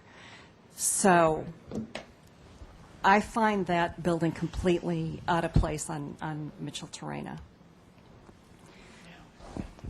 I would also have issue with the walls, with that big brick wall, which has been there for many, many years, if it was not matched up appropriately to match the rest of the existing wall. I would hope that the contractor could make that happen, find a source to make that wall consistent all the way around. And then, I just have a question. This is not, I have other questions I want to know because I bought my home after when all the meetings were going on. Who can I talk to about, like, the stairways going into the complex and shuttle parking and stuff like that, or the shuttle that's going to be working? Who would I talk to about those kinds Staff. The planner's right here, and somebody else from staff, probably the planner. Mm-hmm. Just right there. Okay. So I probably would be appropriate for me to bring those up right now because this is an architectural issue. Correct? Yeah, probably. Okay. Because we're just reviewing changes to some colors, but your comments about colors are going to be taken into consideration. Okay, good. Thank you. Thanks. I'll take my cell phone. Your cell phone? No, I was going to keep that. It's on sale. It's a nice color. Okay, Gary, followed by Stephen Fountain. Is that too close? Is that the full color? Yeah. Well, I mean, I don't know when that one was taken. Go ahead. Yes, thank you, members of the board and staff. I'm Gary Vielba, and I'm a property owner and resident of 628 East Mitchell Terrena Street. And the concern I have is it seems like in the last 4 years, the entire models that were used by the project to sell to the neighborhood and the public had a very consistent color scheme throughout the entire 115-unit condo project. What you're looking at when you see these 6 units on East Mitchell, 600 block of East Mitchell Terrena, from Salsapuedes bordering to the west, to California to the east, looks like 2 completely different projects now. When you are looking inward from any direction, California Street, Mitchell Terrena, or whatever, you're looking at just 2 separate projects. But the color schemes were very outspoken, and so that's just a concern we have, and hopefully you'll be able to address that. So, all right. Thank you. Thanks, Gary. Stephen?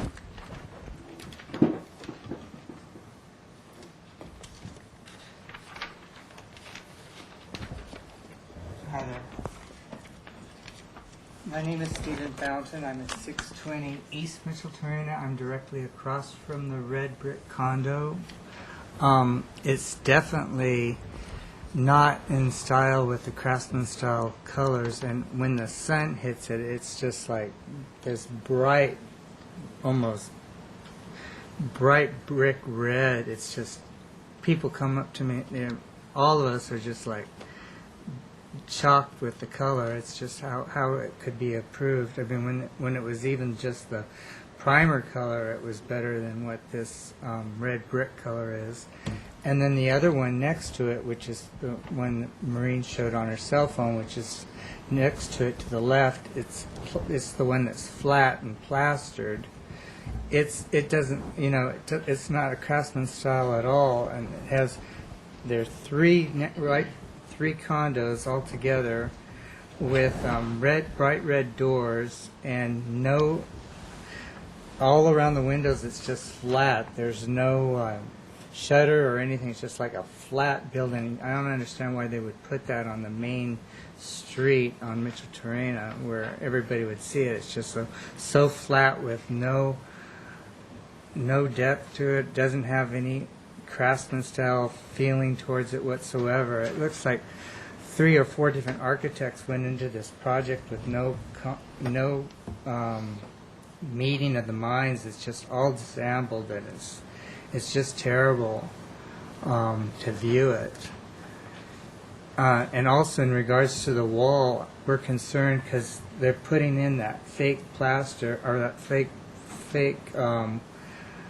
stone wall up along California Avenue, and it's coming down, it hasn't been attached yet to the Mitchell-Torrena side, but then we have the old Mitchell-Torrena wall, which is part of it is being knocked down for walkways, and we don't know if they're just going to go up next to the old existing rock, or are they going to replace the whole thing? It just doesn't make sense to have brand new fake stone next to an old wall that won't match. So the whole thing, I wish, have any of you gone by physically and seen it for yourself? Because you really get an impact when you see it face to face rather than the pictures. I was talking to people that had purchased a condo on the corner, and they're waiting to move in, and they're dumbfounded as far as what they were shown when they were purchasing the project. Part of their yard, they said, has even been taken out, and so it really needs to be going back. The colors need to be changed. Something needs to be done about that. We call it a boot green color with the red doors, and yeah, it really needs to be redone.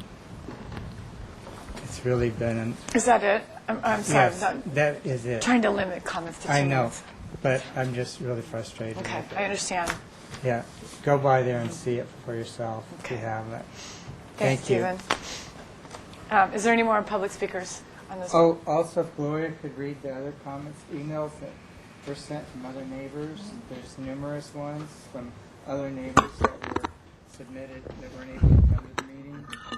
Yes, we do. We have several emails. They've been forwarded to the board members already in advance, so we will include them. We will include them as part of the record, and they do have similar objections on the color, most notably the red, and whether it's appropriate for craftsman architecture. And those were the limits of the comments that were made from the emails. I mean, the ones that I got anyway. Primarily, yes. Okay. And the one next to it. Okay. All right. So questions, Chris. Thank you, Madam Chair. Joe, could you clarify the stone wall issue? I think you said along the streetscapes they're all to remain real stone, and then once you go interior that there's some substitutions? Yes, there's some interior wall retaining walls that are attached to the structures that are the veneer, but anything that's attached to a site wall that exists right now will be 5-point. They're going to match it as best they can, but obviously it's an old wall. It's built a different way, so it's not going to match exactly. But it will be a continuation of real stone? It will be a continuation, yes. Okay. And then the quote-unquote Butterscotch Building, are all the details done on that for the construction phase, or is there additional detailing? No, that's the building that was submitted. And approved as is? Approved. Okay. Reviewed 26 times. This is number 27. All right. Welcome back. Thanks. Is that it, Chris? Gary? Paul? Just curiosity for the benefit of the public. I want to know, or ask how many of the board members actually visited the site so they have an understanding of what we did. I was there today at 2:30, so I drove by and I took a look at it. The question I have is the butterscotch color, that's a different color than what was originally approved? So we're talking this color here? The one that's to the left of the red house. No, it's a D.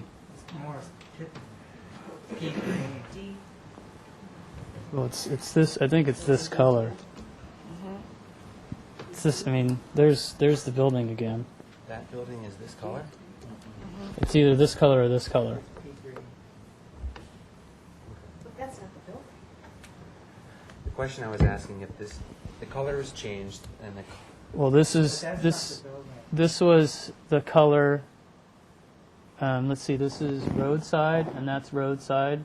This color was a lighter color, but when we painted the building, it looked like the building was all white, so we went with a darker color rather than this lighter color.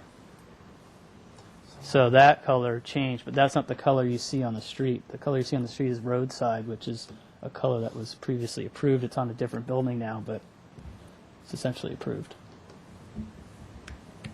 For some reason, I thought it was more That's this not color. the building. It's not that color. D2. No, that's yellow. That's the yellow building. That's kind of a Victorian building. Okay. So this is, I mean, it's hard, it's different times of day. You have the sun. You have to remember these are freshly colored, painted buildings. So, most of the other neighborhoods have painted colors that have faded over time. So the same thing will happen here. So they're obviously going to be bright because they're freshly painted. So, but there's no. Okay, thank you. Kirk, questions? Stephanie, questions? To me, it's not a question.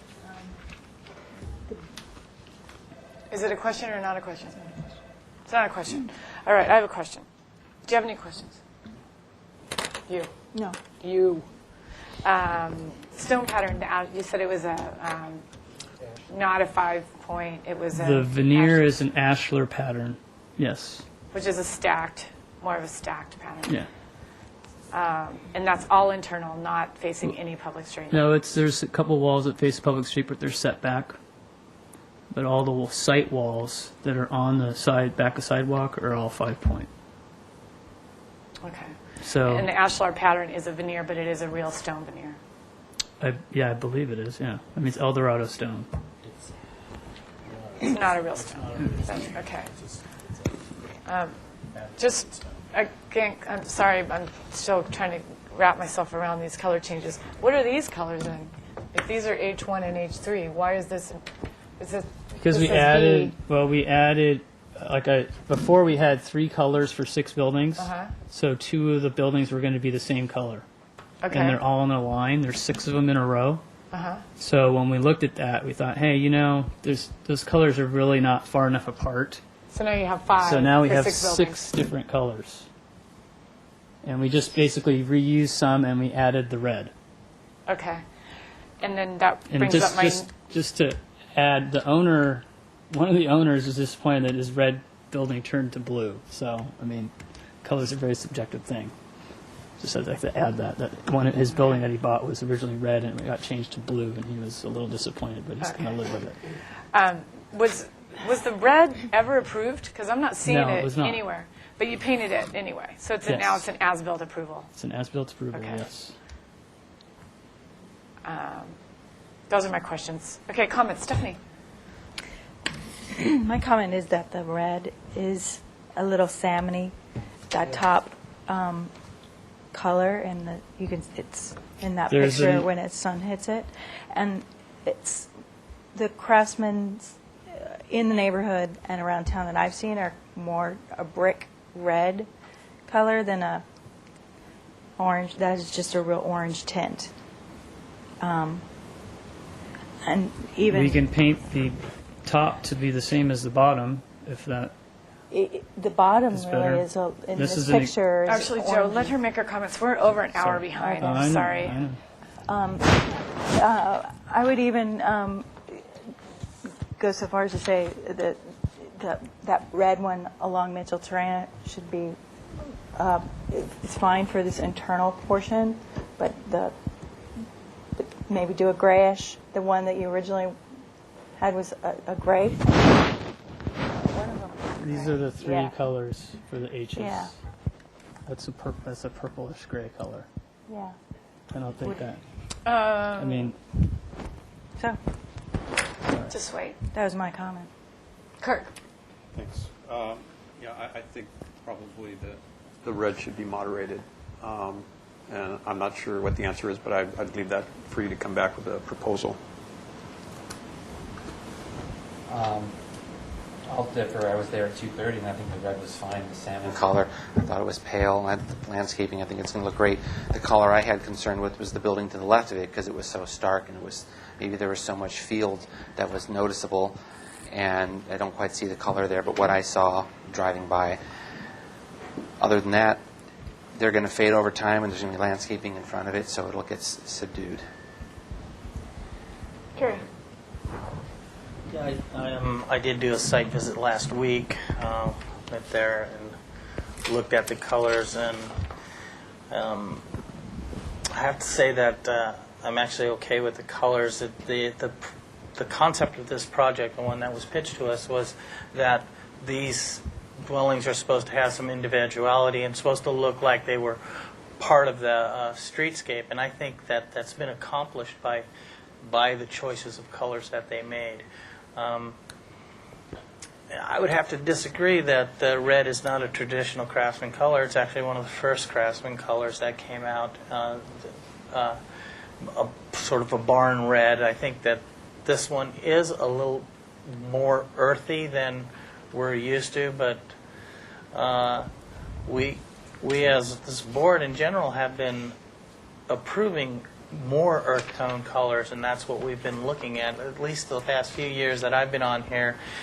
Consistently, we've been asking for more earth tone colors and more muddied colors in order to not really be shiny and stand out. So I'm okay with the colors that have been changed.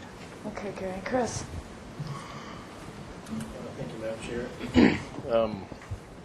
I haven't had a chance to go by the site. Based on the photos, I would say the red looks a little intense. Maybe it could be brought down a few shades. But one thing that we're not really considering is the landscaping that's going to go in.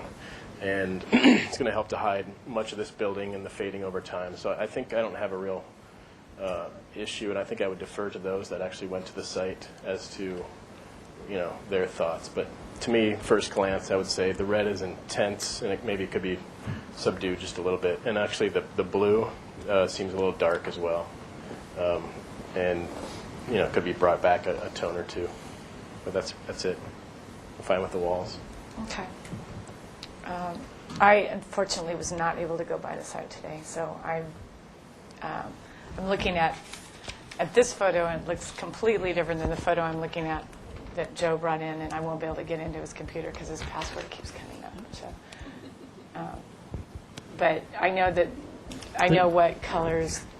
This one has the darker color on top and bottom. So I think we would be more than happy to do that. My only issue with toning down red is it becomes pink, so it doesn't work.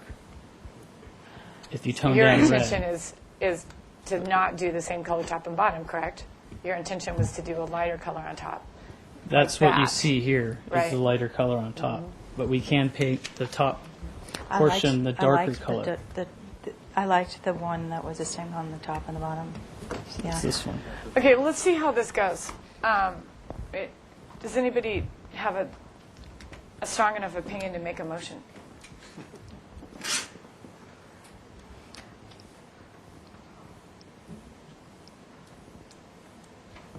Well, I think we should. I don't know. Maybe not. You go ahead, Paul. Anybody? I was going to check to see if Stephanie and Kirk have been to the site and they actually Yes. saw it in the sunlight. Yes. Then I would like to suggest that we just table this for 2 weeks and have everyone go back there and look at it, and also look at the orange, and also take a look at the stone, and come back with either it's going to be fine the way we see it in a variety of times of day, or we want to make some concrete changes to the color that on the building. Can I ask a question? Is the applicant open to painting, repainting just one along Mitchell-Torrena, keeping the red on the internal buildings? Well, I would like to avoid adding a whole another color and repainting the building. I would be open to painting the top part with a darker red, but a whole new color, because you have existing roof color that's going to be hard to match with a different color. We have the stone that's going to be going on the columns. So there's only a certain amount of colors that actually will work. So those need to be considered. Mm-hmm. So those won't change. We I'm not going don't have a motion on the table, so we're just all kind of trying to figure out what to do. And I apologize for not going by. There was not a formal site visit for this, and I would have hoped that I could have made a decision, but I'm a little just leery about the red, which is why I have restrained from saying my opinion until I go out there. Well, there's I have two other examples of red buildings if you want to look at them. I think Paul's suggestion was a good one, because under other circumstances, we might just be able to approve a slight change, but I think it's controversial, because we have a lot of input from the neighbors and concern from the neighbors. So I think Paul's suggestion is a good one. I'll make a motion that we continue this item for 2 weeks, so that all board members have a chance to visit the site and the neighborhood to see what other colors are existing in the neighborhood and look at it again next week. It's not going to be next week. It's Or gonna 2 be weeks. 2 weeks. I'll second that.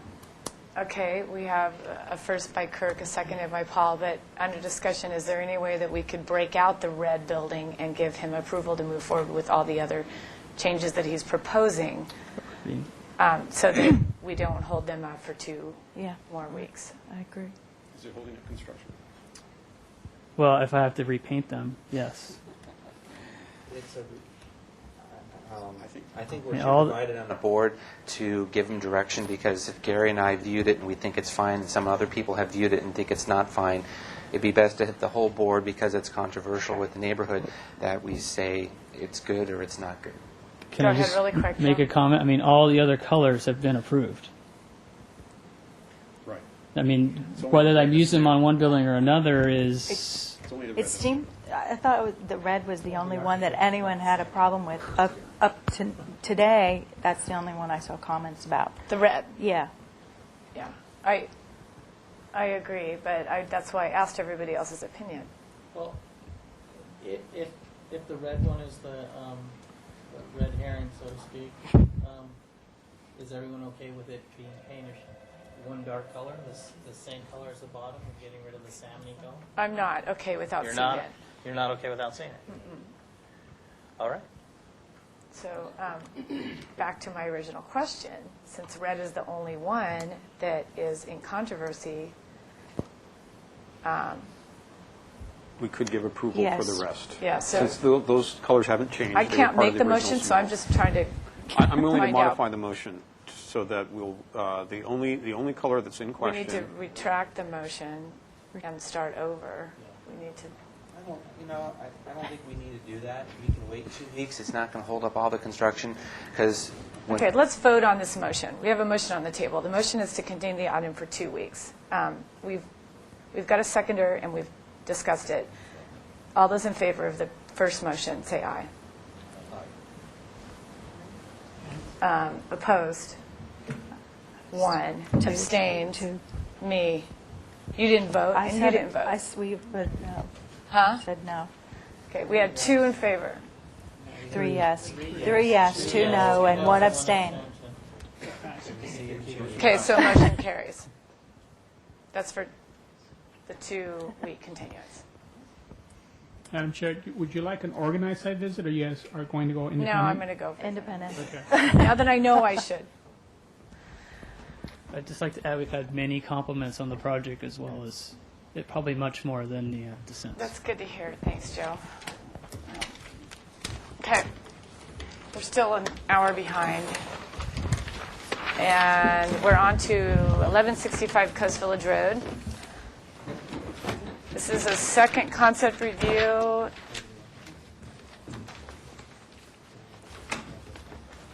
But action, I'm presuming project design approval could be taken if sufficient information is provided.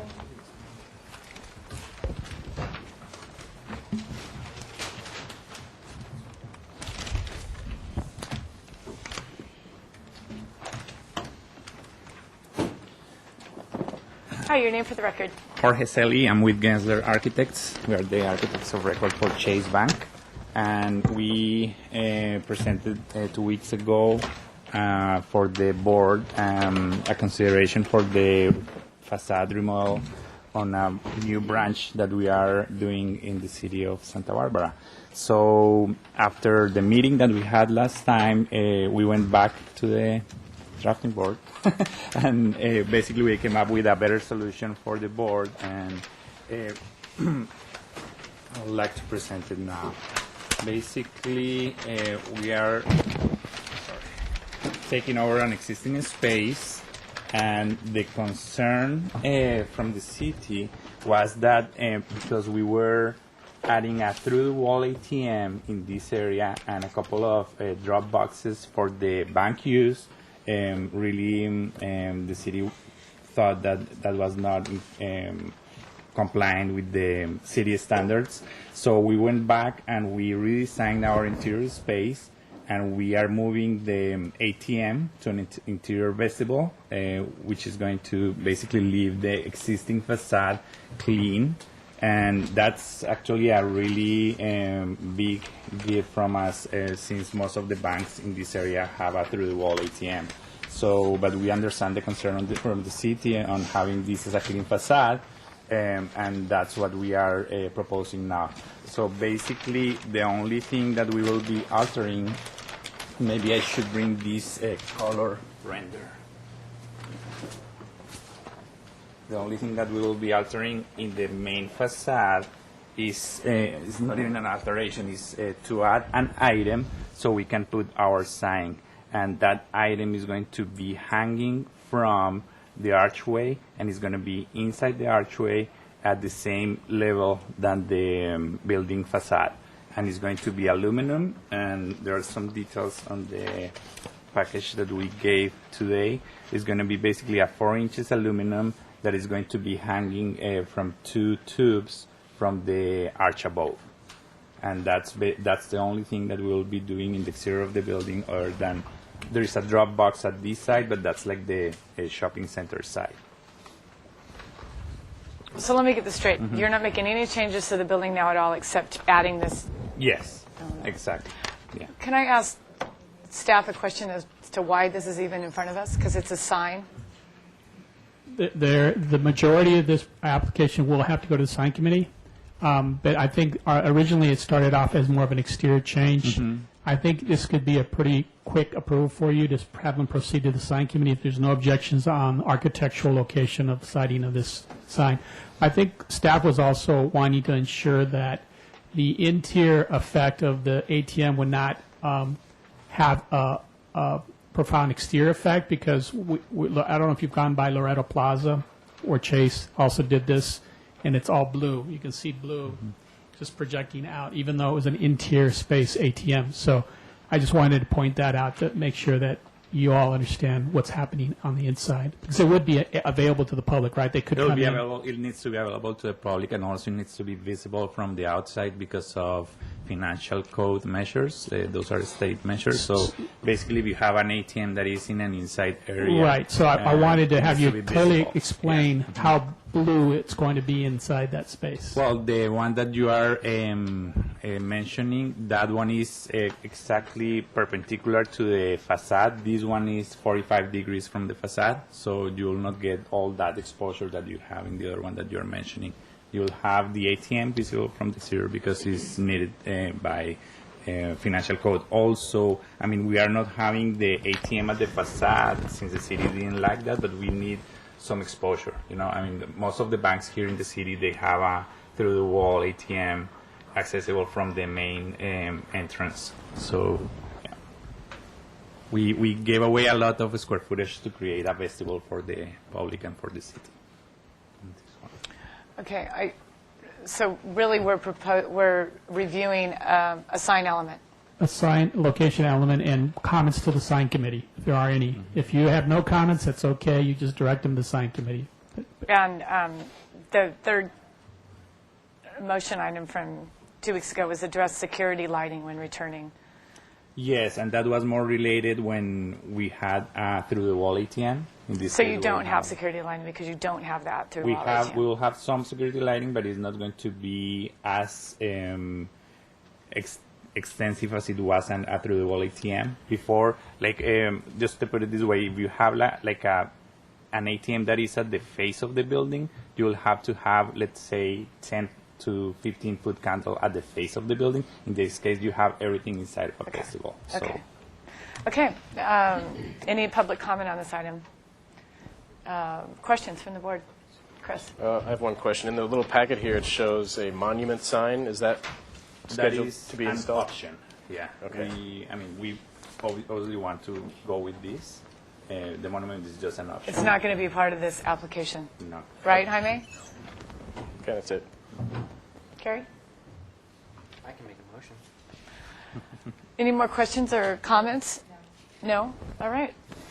I'd like to make a motion that the applicant move on to the sign committee and get a permit through the sign committee since there's no exterior changes. We appreciate the fact that you're leaving the architecture the way it is, and if you are proposing any new exterior lighting, that is required to get a building permit. Yeah. So that's the motion. Do I have a second? Second. To the motion? Seconded made by Stephanie. Under discussion? Yeah. Just that he limits any blue glow that is projected. What does that mean, limit a blue glow? That means you're lighting. The lighting from that ATM is so strong that we're going to see it from the street. Should limit that. If it goes to the exterior. All right, never mind. I'm just trying to make a point. I understand your point. We can't dictate what they do on the inside their store. They can do neon green if they want.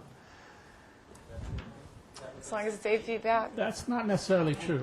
I think we did revise our sign ordinance in the last year and a half to deal with anything within 10 feet of a front facade of a building, and primarily because people were doing creative LED lights and things to illuminate the inside of spaces to project out to the side, outside. So there is an area where the city can regulate with respect to combining color with signage, forms of communication. Just to give you, just to give you an idea, the same element that we use for the exterior is what we use in the vestibules. So basically, you are moving everything that you had in a facade to the back. So I mean, we are giving a lot to the city, I guess, with that, because if you see, this is a 3,500 square feet building or space, and we are taking out probably 20% of the space just to give that vestibule to the city. So, Really quickly. Can I make a comment? Yeah, my name is Ron Chester. I'm with Chase. What we did at Las Positas Estate in Loretto Plaza is a different design standard than we have today. Okay, that's good.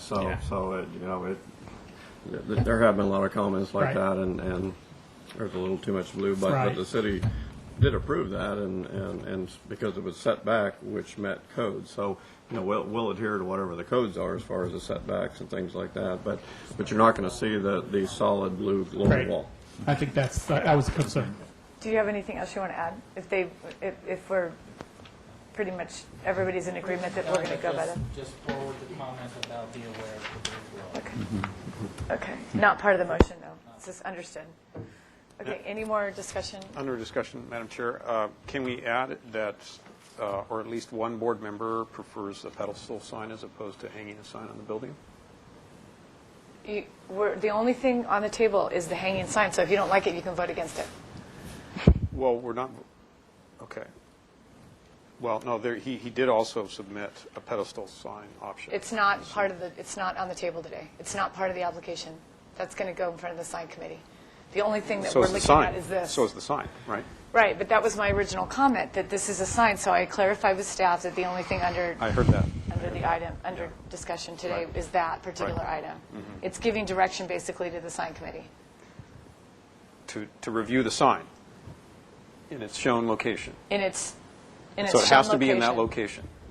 location. That's the sign what, committee can't that's what I say want to it make should sure be- everybody understands that if they vote on this, this is the place the sign's going to be, and the sign should go in this location. You don't want a plaque up there without a sign on it.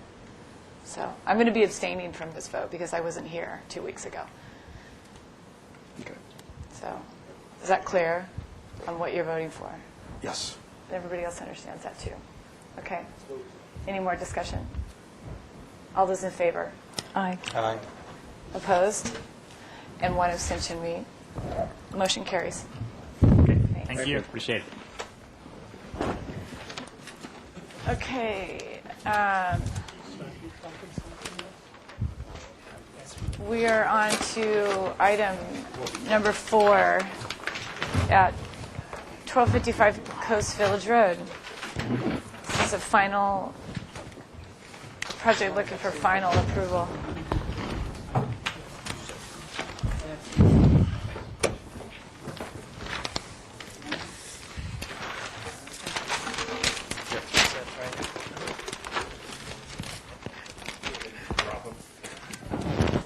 Lightly. That's yours, right? Is that yours? Is that yours? Okay.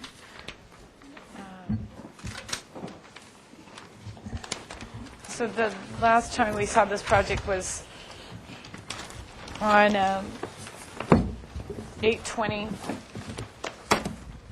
project was continued 2 weeks with 3 comments that the majority of the board feels that, oh wait, You want me to read the comments? that's not the right project. Can we have motion? Yeah. Thanks. The last time we saw this project was on 8/6. 4 weeks ago. And there were 4 comments. The board finds that the change in height and the elevator towers pose no negative aesthetic impact. Provide architectural variation of the elevator towers. Consider eliminating the raised planter at the cypress tree and provide details of the sound wall. Done. Your name for the record. Joe Androlitis with Colonel Androlitis Architects. Phil Sooty Design Landscape Architects. All right. I can quickly go over those comments. Perfect. Great. Quickly.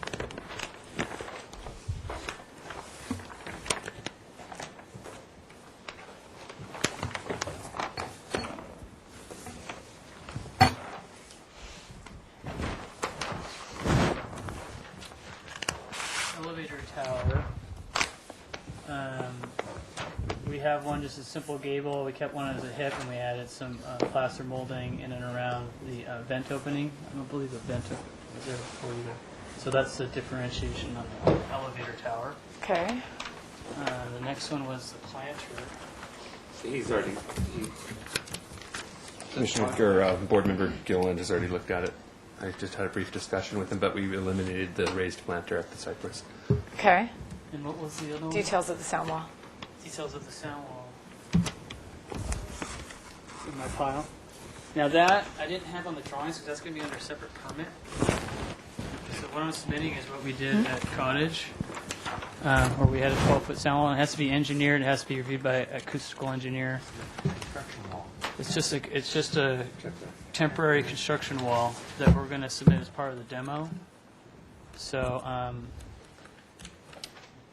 I'd put it on the plans, but then they'd make me take them off because it's going to be under a separate permit. So that's why I submitted that detail separately. And basically, I don't know if you guys remember what was out at St. Francis, but it was a big plywood green wall. Hopefully they won't have to engineer it like we did on that one, but I won't know until they do the sound evaluation. Is that it? And then we have a color board. And we have cut. Excuse me. And then we have cut fixtures of the light fixtures here for your review. So we're actually proposing the building would be all white, and then we're mixing up the window colors. The concept of the building was that the 3 retail spaces were developed over time, and there was a restaurant space, so each of those get a different colors if they were built at a different time. And then the 2 residential units have different colors just to, so they look a little different. And then if we go back to the main elevation, one of the things we're proposing is this middle Monterey balcony. We would like to do it all white, like you see on a lot of the wood elements on Coast Village Road, to be in keeping with kind of the theme along Coast Village Road by keeping that all white. So that's what we're proposing. The rest, everything else would just be that standard brown color that you see in the color board.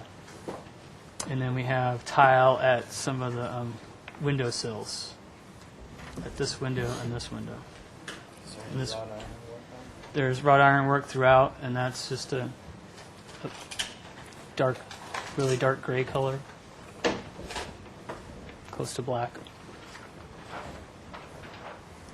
And so we're asking for final approval so we can submit to the building department at the end of this week.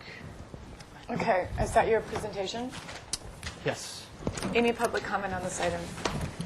Questions from the board? Stephanie? Was this the order in which the colors appear along the facade? I can explain that if they're labeled. They are. So restaurant. So this is the restaurant space here. So yeah, this is commercial east, the center commercial, and commercial west. So they are in order.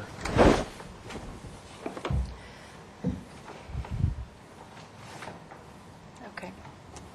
And this is just this is an awning color. So this is on the corner, and that's closest to Jerome. Yes.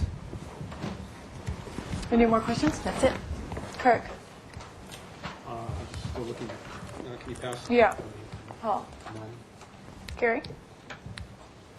Chris?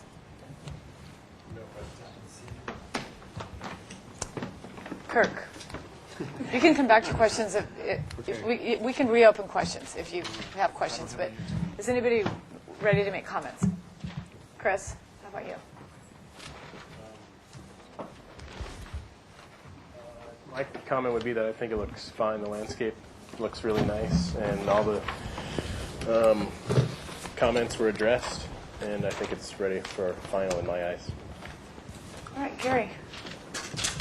No comments? Paul? No comments. No comments, Stephanie. Okay, we're back to you. I was looking for a detail of the new little extension that you changed, you modified. So are these tiles in there, or is that metal? That's wrought iron. So that's Where's that? let's do yours.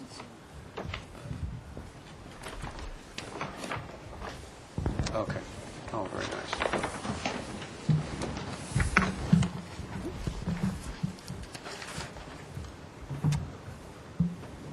I don't have any comments, no. All right. It's nice. Really nice project. Thank you. All right. I don't have any questions or comments. I'm also going to be abstaining because I wasn't here 2 weeks on this project. So that said, does anybody feel? I guess I had one comment. There's along the southern property line, it looks like there's a chain link fence. And I think that would be, it doesn't seem like chain link for this project is suitable. And you have wrought iron elsewhere on site, so is there a reason? We decided to use the chain link instead of green screen. It's going to be covered in a vine.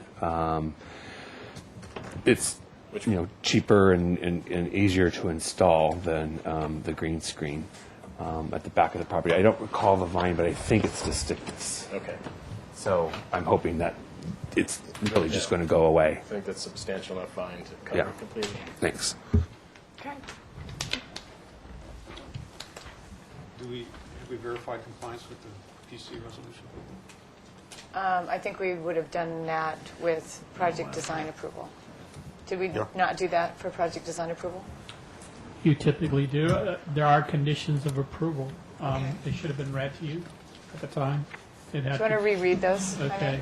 Obtain Parks and Recreation Commission for tree removal, Southern Magnolia parking planter. Done. Pedestrian bathroom to improve pedestrian safety and friendliness. A separate pedestrian pathway shall be provided to the upper driveway from the sidewalk using a different walkway material. Hopefully that's been done. Screen backflow device, make sure that's screened. And a project directory shall be provided. Shall be fit sufficiently for readability for site visitors, acceptable fire department location. I don't think we can. I don't have the project directory on the plan. Okay, so you come could. back on. It's signed. It's part of this. It is. Sorry. If you go to the plan, it's on the. So if you've Sorry, seen Jerome. that,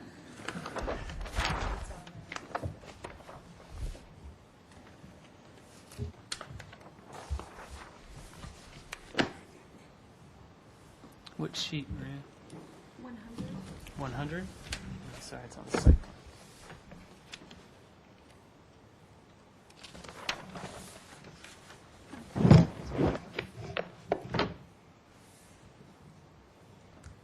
That's a directory sign. That's the location. Yes. Okay, and the only other final condition of substantial is the tree replacement. Protocol carpets fern pine tree shall be replaced with the largest size that will survive in that location. Done. Is that correct? Yes. Yes, okay. That's it. Is that it? Is that it, Jaime? Okay. Okay. Anybody inclined to make a motion for final approval of this project? Well, I would do it. It's just, I've seen it twice. Others have watched it go through the preliminary process, and so I feel like it's more appropriate for someone else to make a motion. I will second a motion if someone wants to make it.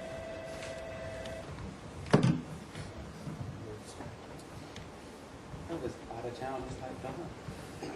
So I'm going to doubt. I'm not allowed to vote. I think it's a beautiful project. I am allowed to comment. I think it's a beautiful project, and I look forward to seeing it built. I'll make a motion for final approval, and I didn't really hear any comments, I don't think, as submitted. Second. Motion by Chris, seconded by Kirk. Under discussion? All those in favor say aye. Aye. Opposed? I'm abstaining.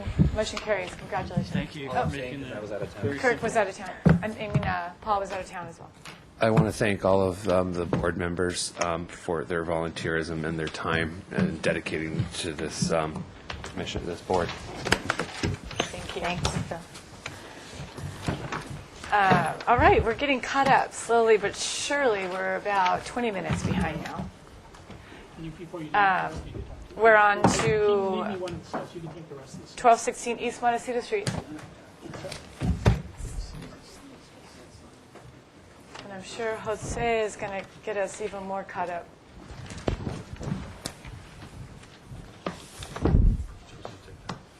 Oh, you're going to take that. Okay.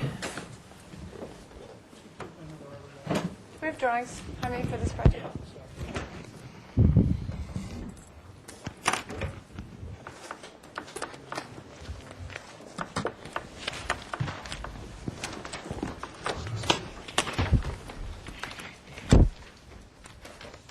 All right, your name for the record. Jose Luis Esparza, I'm the architect. Second review.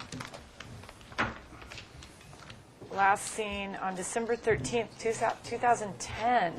Yes. All right.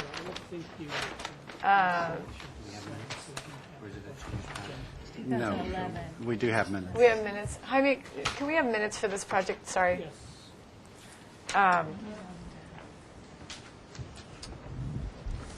So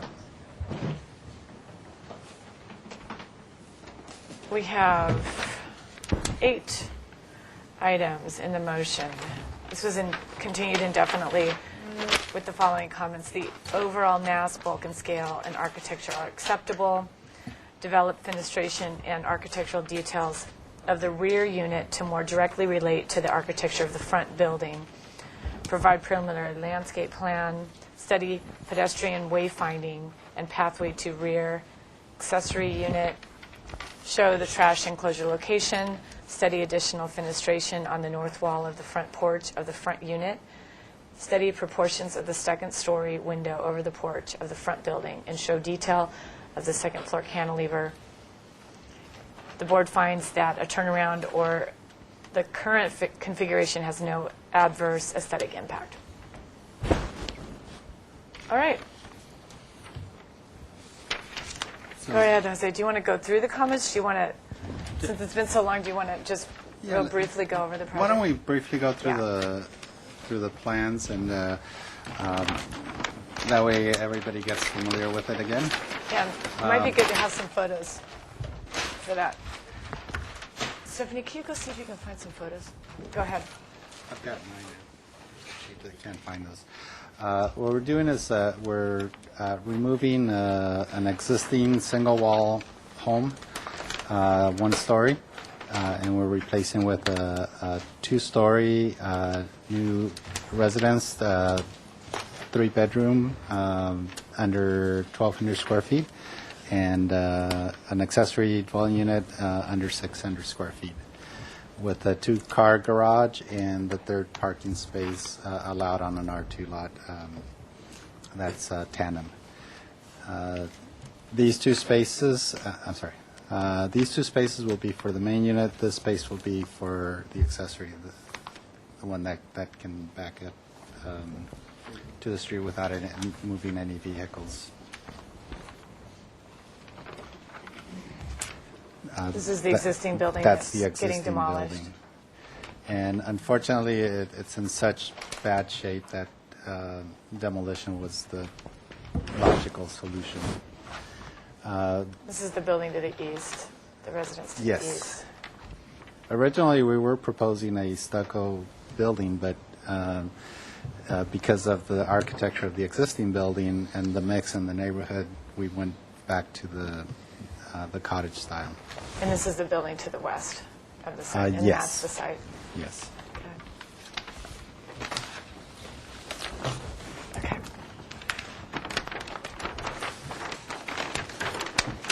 So what we do is, this is the front unit. We do have a common laundry facility for both buildings to share, which is at the back of the front building.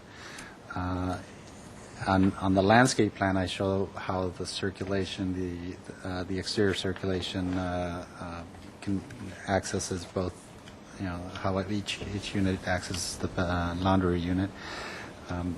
We've got front porch, living, dining, one bedroom, a downstairs kitchen, bath, and then upstairs we have the two bedrooms, one with being a master.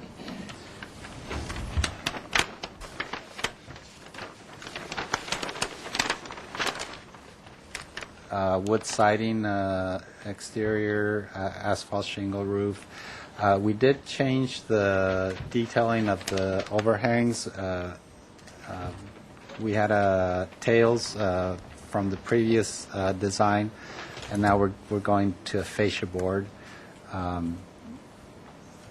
Just a cleaner look for this architecture. One of the comments was, that the back unit reflect the window detailing in the front, which we've done. We do have this is the overhang in question, and we do have a slight cantilever on the second floor with the porch coming into that. And unfortunately, I didn't detail that. I didn't do a section through that to show how that works. But it's such a small section of it.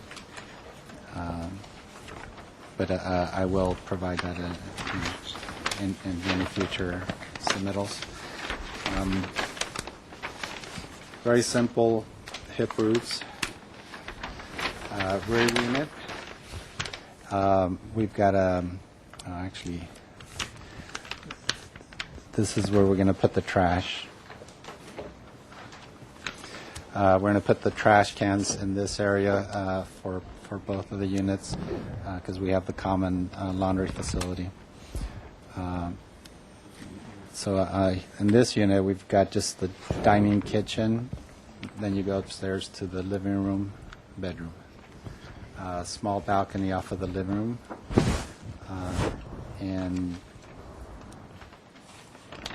we revised the detailing to reflect the front unit, the window detailing. One of the other changes that we also did was we brought the garage forward about 18 inches. So now this roof, this plane is in front of this, so you don't get that staggering, backward staggering of the roofs. And you can see it on the side elevation. Looks like it's less than a foot. But right. This is this year, I think. Yeah. That's the difference. Okay. And then just the roof plan, just again, very simple hip roofs, except for that balcony gets a gable roof over it. As far as the site circulation, we want to do permeable pavers for the driveway with a DG path along the side of it, leading to the back units, and then a DG path connecting this unit to the laundry, and then a DG path connecting the side slider to the laundry area. This will be paving, so you can come in through the gates and then make your way to the back. And we're not proposing any lawn, but very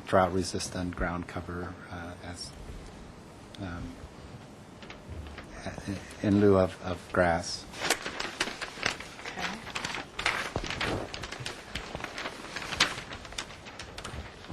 All right. Is that it? That's pretty much it.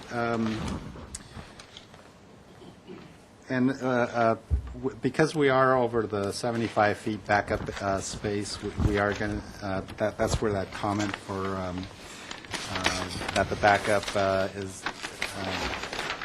doesn't cause any bad effects of the architecture. So we'll be asking transportation for a backup waiver. Okay.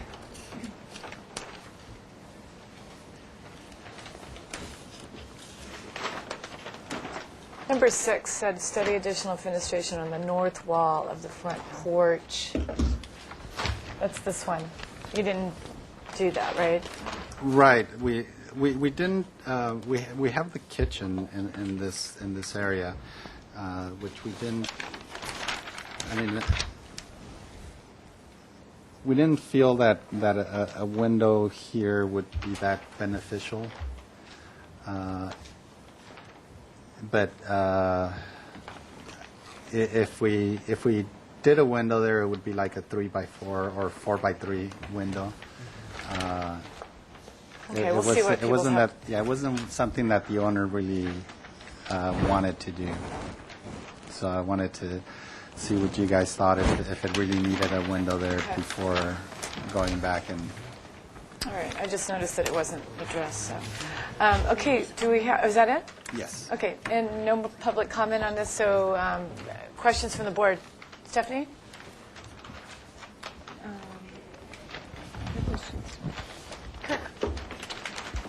I don't have any questions. No questions. Carrie. Chris. Did I miss the trash area? Yeah, they're inside. Inside the garage. Yeah, it's inside the garage. And then the entry sidewalks to the front door in the front, are those just standard concrete, or are they the same colored stamped as in the back? They're going to be color concrete. I only had the stamped on the back because of the location, because I don't want any parking to go over that. I see. And then the DG pad. So just colored flat concrete on the front. Right. Okay. That's it. Questions? Comments. Chris. Comments. I think it might be nice to use that same stamp for those entry walks, just for some, bring up the quality just a little bit more, but not a make it or break it kind of thing. As far as the landscape plan goes, you've called out Arbutus, Unido, in looks like 3 different places, and that's 40 to 50 foot tree. So I think it's going to be way too big for this lot, especially right up next to the accessory unit A. So I would encourage another choice for a tree. I'm sorry, can you point that out to me? Yeah, I'll do it up here. This one? Looks like, you show 1, 2, 3, and they're all Okay. too close to the house and too big. So maybe one if it's maybe centered in where it has the ability to grow, but it's going to give you a lot of dense shade there too, so you might even consider another species. Okay. Especially if you're trying to grow citrus like you've shown. Like would a Tipawana be more? That would be, I wouldn't put it that close to the house. I wouldn't put any tree that close to the house actually, but something like that will give you that nice dappled shade and allow sun, because it's semi-deciduous, to come through in the wintertime, but that may work for you. There's a dwarf arbutus you could use as sort of columnar plants there at the corners. But. Okay. Okay. Thank you. Thanks, Chris. Is that it? Yes. Okay, Gary? Comments? Only comment would be is that I think that they should still have the microphone on before you talk. I think that you should still put the window on the front porch on the first unit, the front unit. So Is that it? that's it. All right, thanks, Paul. I'll concur with something about the front porch needing a little bit of attention. The other option I was thinking is maybe he could build a fall pocket or something over here, a little to visually bring this down, and that becomes like a 12 by 12 object in that corner. I guess that would be a second comment, is somehow address this so it doesn't look this way on the side elevation, because you will have pedestrian as well as vehicular traffic going by that area, so it does look a little bit unresolved. The last comment, I believe these are 6 by 6 posts. Yes. And so on the rear unit, they should also be 6 by 6 posts. They look like they were 4 bys. I believe they are now. They are now 6 bys? No, 4 by 4s on the back unit. Okay. So, thank you. Kirk. I failed to ask a question. Are you going to be exposing rafters as a neat detail, or what are you thinking is going to be? It's fascia board now. Yeah, we're going to do a fascia board, much cleaner, more color at the. But no exposed rafters behind that. You're not going to do a flat soffit, are you? You're going to expose the. We hadn't planned to do a flat soffit. We could do a soffit, like a 10 groove soffit. Or starter board. Rafter tails, the 2 by truss tails? That's what I'm asking. You're Yeah. going to be able to see the rafter tails underneath those eaves? Yes. Okay. So we'll do the starter board, Okay. up to the wall. All right. I don't have any comments then. Stephanie. My only comment is about possible resolution of this front porch wrapping a little around that corner, maybe, is another possible solution in addition to what Paul suggested. Is just extend that roof a little closer, or wrap it around to complete that whole porch. Would be another solution. You could possibly dump, I don't know if you could dump this water onto that roof or that gutter to catch it in a better way, because that is kind of an odd detail with that gutter coming down. Just to add to that, it also, another thought about how to enhance this front porch element is to add some exposed beams like you've got underneath the balcony, something to give just a little more character. Sorry, my microphone wasn't on. But I agree with Paul that this is an unresolved organization of elements, roof element to cantilever element, needs to be worked on, restudied. Okay. All right. So what I've got is, this is a comments only, still requires environmental assessment, correct? It's an indefinite continuance? No. No. No, you can't take action. Oh, action may be taken. Okay, sorry. I misread that. Okay, so what I'm hearing as a summary for the comments, Jose, is a carry forward of items from the last motion, 6 and 7, which are study additional fenestration on the north wall of the front porch unit. That's the kitchen. I feel the same way about that. I think that kitchen is going to be really uncomfortable, and I also think that, that's none of my business really.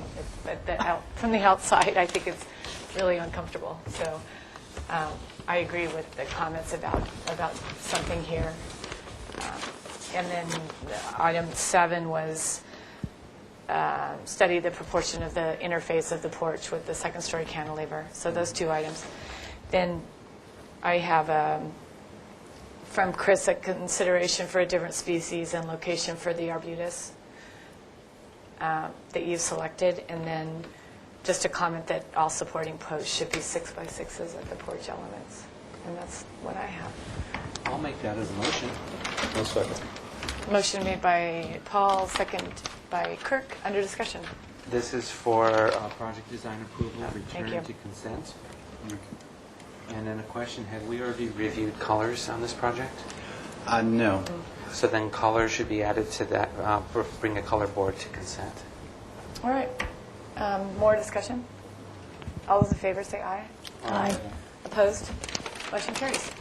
All right. Thank you. Thanks. Jaime, where's item 6? Okay.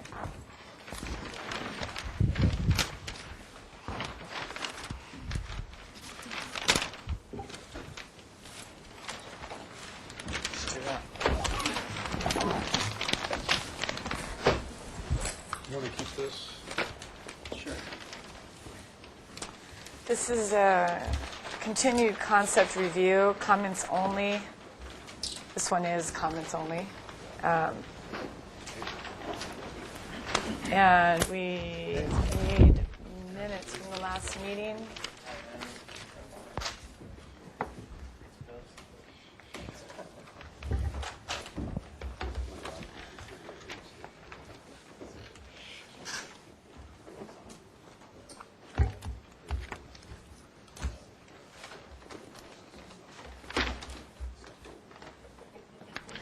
This project was last viewed on August 6th.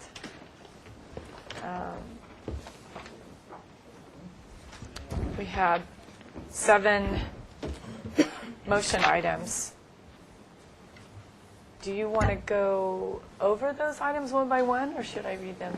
Or do you have- I know what they are. I know they're Okay. 7, and we you wanna- addressed them, and we have some discussion points. So. Okay. And your name for the record? Oh, sorry, Michael Porter, architect, Okay. for 635 Olive. Robert Adams, landscape architect. And Aaron Sherson, architect.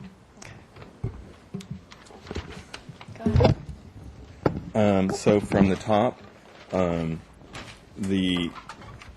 think there was a general agreement that we reduced the height from the first time that we came before the board, from 40 down to 33-ish, and we also included landscape plans, and it was noted that there was an appreciation that the lowering of the height was acknowledged and appreciated, and the landscape was acknowledged and appreciated.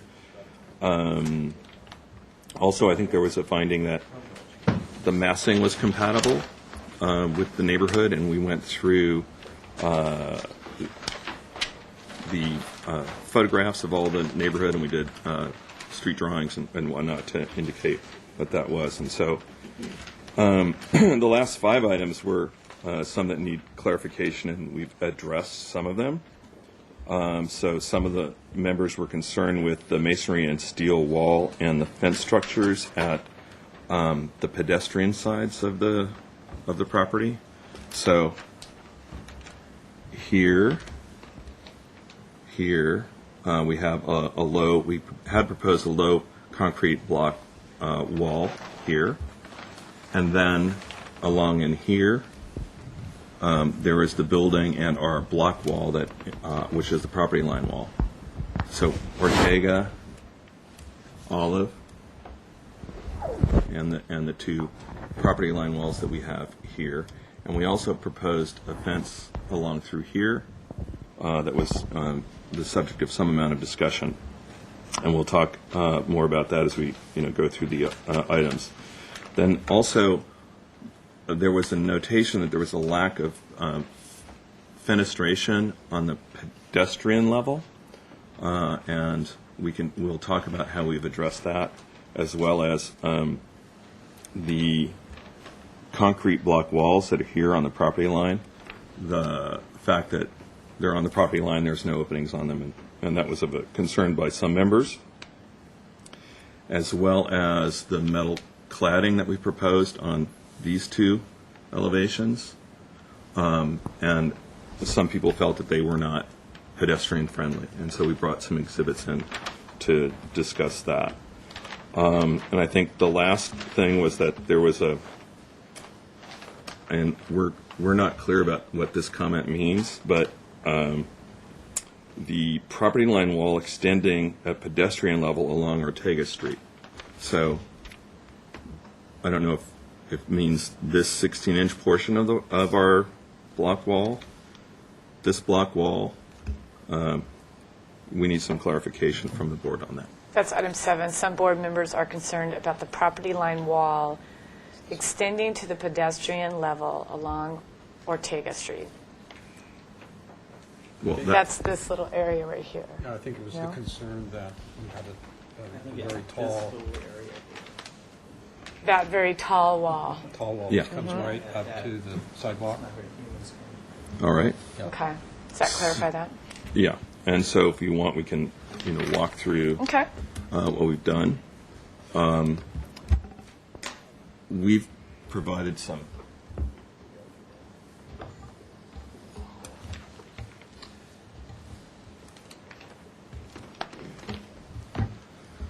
we did a SketchUp model showing that, this wall is this 16 inches here. And that goes up the full height of our building. We've proposed additional landscaping and vines along this side here, which will cover that area. And then, I'll just note for you that the sidewalk in this instance is here. So that's the pedestrian area that you see there. We've proposed in our landscape plan planting in that zone outside the property. And then we've set, and we've had this since the beginning, our scrim wall is here, and that's about 6 inches off the property line. And only for this segment here does it come down to pedestrian level. Otherwise, it's up above. Then the garage portion of the building is set back a little further, and you can see that in relief here. And then this entry is set back much farther from the property line. So it's better articulated, I think, on the landscape plan, so that that pops as well as walking through here. So there was some concern about the fenestration piece, and so what we did, rather than having these windows covered behind our scrim, we opened those up, and those are up on the upper level on effectively our mezzanine level. And we also, we'll show this on the elevations, the solid garage, tall garage here that accesses the wine production facility.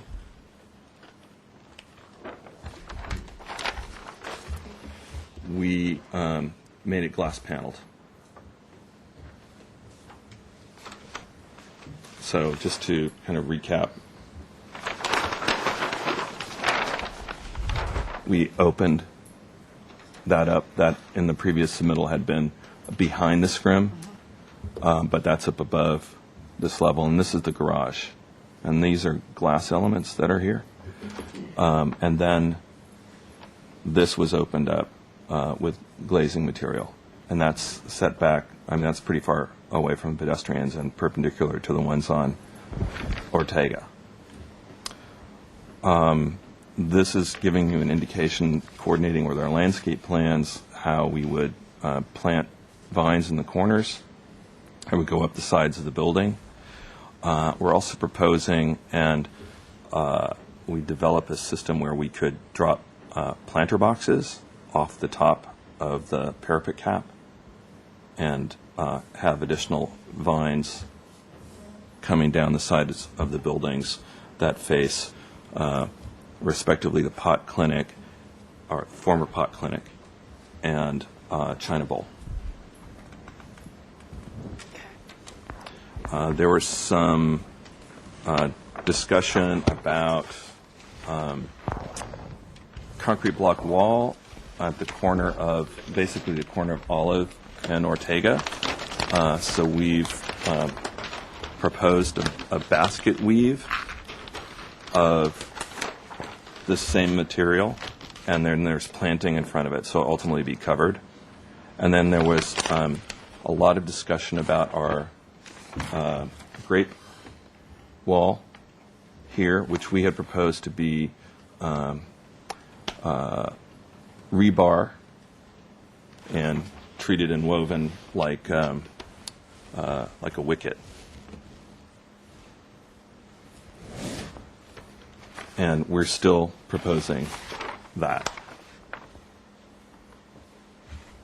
Where is that? A detail That for was, Oh, right here. yeah. So it's just a wall that is woven of rebar, and the grapes are going to go in front of it. So in plan, that's located from here to here. And then the basket weave wall in place of the concrete block wall is that. There were also, yeah. This is concrete wall, but that's not right. Okay. What does that basketball wall look like? It's this, but this is steel. Yes. It's the same material. Okay. And those supports behind it, or it's just, how does it work? Well, there's a rod or a pole, and it's kind of a real traditional way of making a wall. You just basket weave it in and out of the poles. Okay, let's look at these items and make sure that we got them all. Some board members are concerned with the masonry and steel wall, and fence structures. You got that. There's concern with the extent of concrete block without articulation or fenestration, scale giving elements on the property line walls, and that's how you're proposing to address that. Right, and we addressed some of that before we dropped the height of this building, and then on this side next to the China Bowl, because I can, based upon setting some part of our stairs to the upper deck far enough back that I cut out a part of it. So there's a series of reliefs back here, and then it's probably better shown on our...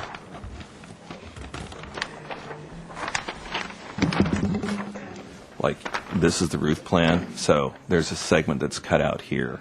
So this is on the PL.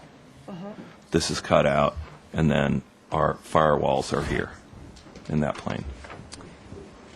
And where can you go back to the site plan and just refresh our memory on the adjacent structures? China Bowl. So the China Bowl, which is on a lot that's roughly... Do we have a drawing that shows the adjacent structures on the property and how close they are? Footprints? Just one of the basic requirements of AVR submittal. We set up...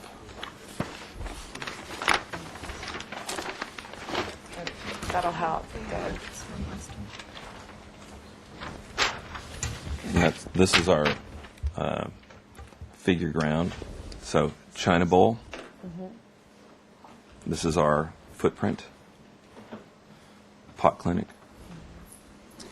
Transition house. Tileco. Transition house. And this site elevation you have drawn here, and that is... That would be an Olive Street elevation here. That's here. Right. And then this is the... Top of wall. But this building right... Sorry. This building right here. Yes. And that's the proposed structure. Where is... So that's the one-story building. No, this is part of it back here. Oh, it's part of it back there. So what I'm confused about is this little one-story building. Where is that on your... That is the pot clinic. This is the former pot clinic, and this is the back end of the transition house beyond that line. It looks like It's not... Something's not right. Almost adjacent right here. That's what I'm trying to get at. This is that on the comment, this is that extent of long concrete block. Yeah, from kind of- here to here. Right, Yeah, so but this is like there's a drive element here. So that's not a building that close to the... That's Right. my question. It's not. It's not correct. This is- This drawing is not correct. Okay. This is that distance. Okay. Let me just make sure we did that. There are similar concerns with the extent of the metal cladding. You addressed that by saying that I was outlining that. We haven't changed anything you about haven't changed that. anything, just that you popped out the area where the window was behind Right. it. That's the only thing that you did there. Okay. Some board members are concerned about the property line wall extending. Okay, we got that one. Okay. Anything else you want to add? Do you want to walk through the landscape plans, Robert?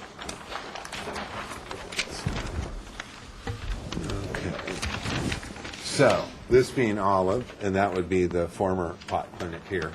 So, what we're having in front of this low wall is medium height type succulent plant with low blue ice plant down below. We have a rain garden in here with lots of softening for this wall here. We have an olive tree we're proposing here. Right now there's a older mature avocado tree that this would be placed in. Chris, I moved that out from the wall per your comment. It's a good comment. And then we have the firewheel tree in front of here. These are tall evergreen, really some nice flowering character, and they're pretty neat in front of here. And then back here we have shade tolerant material. We have the creeping fig that wants to be trained across here and up. We have a creeping fig here. So these are a couple changes to kind of give some softening. And over here on the architectural plans, you can see some of the, we have hanging vines out of some planters. Here's just a vine study. So this is sort of the character of creeping fig, tight to the wall, suction cups, does well on climbing and stays evergreen. And this is the Rogers Red Grape that we would put on this fencing right here to pretty much cover that. And this is the orange clock vine, which would be in those kind of hanging planters. So it'd have some cascading quality right on down, and with our color scheme of oranges, blues, a little bit of reds. So I don't know. It's just talking about that.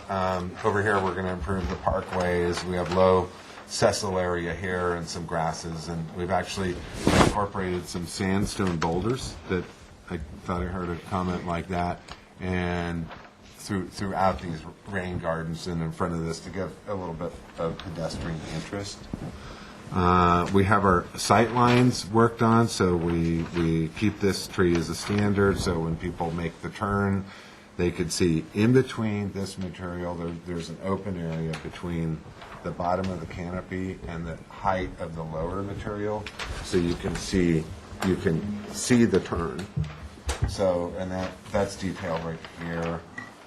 Rain garden, we're going to be cleaning some water as it comes off the roof, and then we have a roof garden with low succulents, and then up on the deck we have citrus in box planters. That's this detail here, and I thought I'd include a couple more here. So the changes are adding vines, adding sandstone boulders, adding a couple more of the citrus trees up here, just to soften things, and that's pretty much it. But we pretty much think this grapevine is going to cover this fence pretty well. In the summer, yeah. Yeah. There'll be a nice tracery in the winter when the leaves drop off, but it's a beautiful fall color. That's this picture, many tones of oranges, reds, and greens. Okay, thanks, Robert. Anybody here in the public that would like to speak on this item?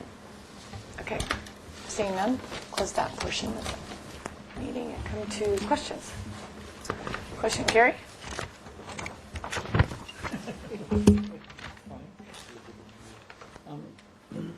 Yeah, I have some questions. On the top deck area, is there a reason why?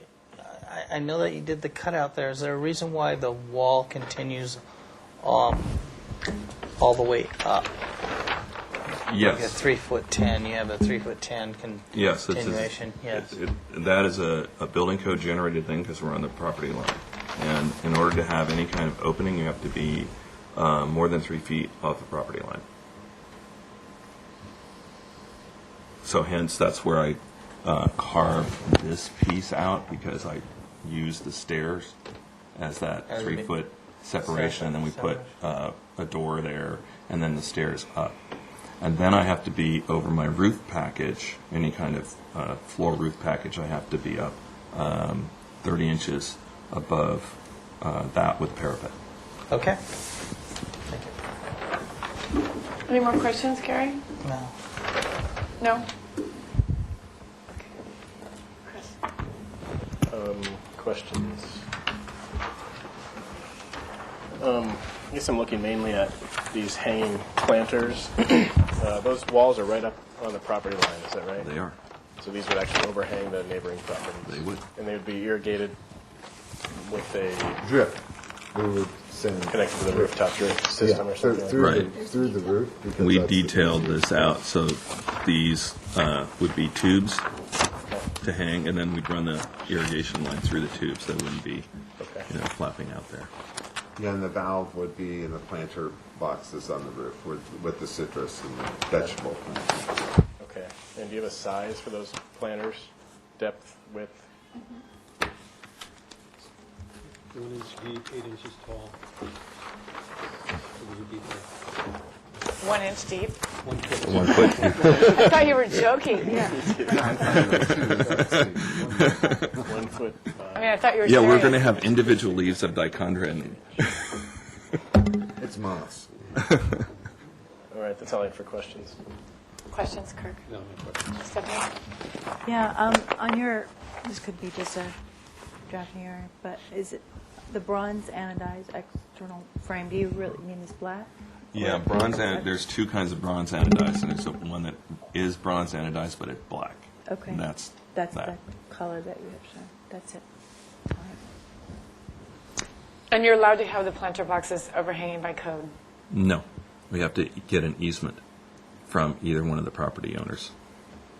And the reason that we were proposing them, and if you look down the street, say at Hayward's to Arnoldi's, Hayward's to, there's another residence that's adjacent, they all have those things sort of de facto and probably not via easement, but it's a way to soften that edge. And in the event that the adjacent properties get developed to zero property lines, these can come off. So really, the essential principle is we'll have the hanging cascading materials. Then we're going to have the creeping fig growing up, suctioning up the wall, creating some relief on that. But will the plants be located in places where if there's a zero lot line building placed adjacent to it, they will grow in areas where it still exists? Yeah, essentially, the creeping fig stays right up against the wall, and that's essentially. But is it planted in an area that won't be Yeah, that's developed? planted in an area on our property, so On we our- send them around right, the corner. on and both corners, so in here and in here. in that pocket.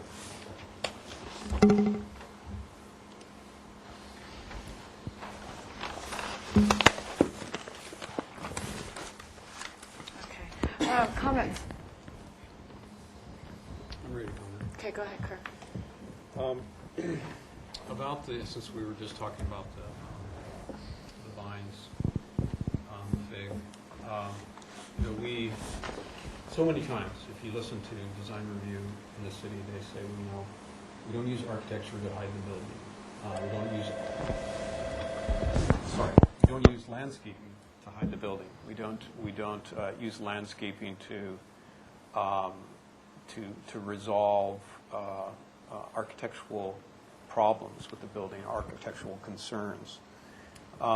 Even trees. We have many projects where there's mature trees covering whole facades, and still we look at the architecture very carefully. So I don't see the vines, either the hanging ones or the planting ones, as really solving the problem that the concerns that the board brought up last time, and that was. Just to reiterate that, we have this 33-foot tall plus 16-inch wide wall that comes down within 2 feet of the sidewalk, and then extends right along the property line at the same height, which is just unadorned concrete block. And I don't find that acceptable, and that was one of the the discussion points that was brought up last time. And this has some relief because of the breakup, but the unadorned concrete block is, in my view, not an acceptable material to leave untreated on this project. And then also and part of the point that I made last time and other board members made was the harshness of it, the hard-edged harshness of the materials being used. So besides the scrim, which is metal, and which we asked you to reduce, and instead you did reduce some. You opened up the windows. But then you added some more near the street level. And it was a similar type of comment in regards to this, the rebar fence that's also right along the property line, which you were proposing vines before to cover the fence. We understood that, and there's been no movement there. So I still see those as problems. I still see that the building does not, within the context of the neighborhood and its impact and its aesthetic impact, is not, still needs some work, and that is softening of some of the harder elements. And my suggestion was to plaster the concrete block, and that would, in addition, put it more in the appropriate context of Santa Barbara, which, although you have some industrial buildings nearby that are unadorned concrete block, they're not handsome buildings by any means, and they're not ones that enhance the character of the city. And so to use those as reference and to build on those as saying that these is appropriate in this context, to me doesn't work. So those are my comments. Thanks, Kirk. Who's next? Gary? Chris?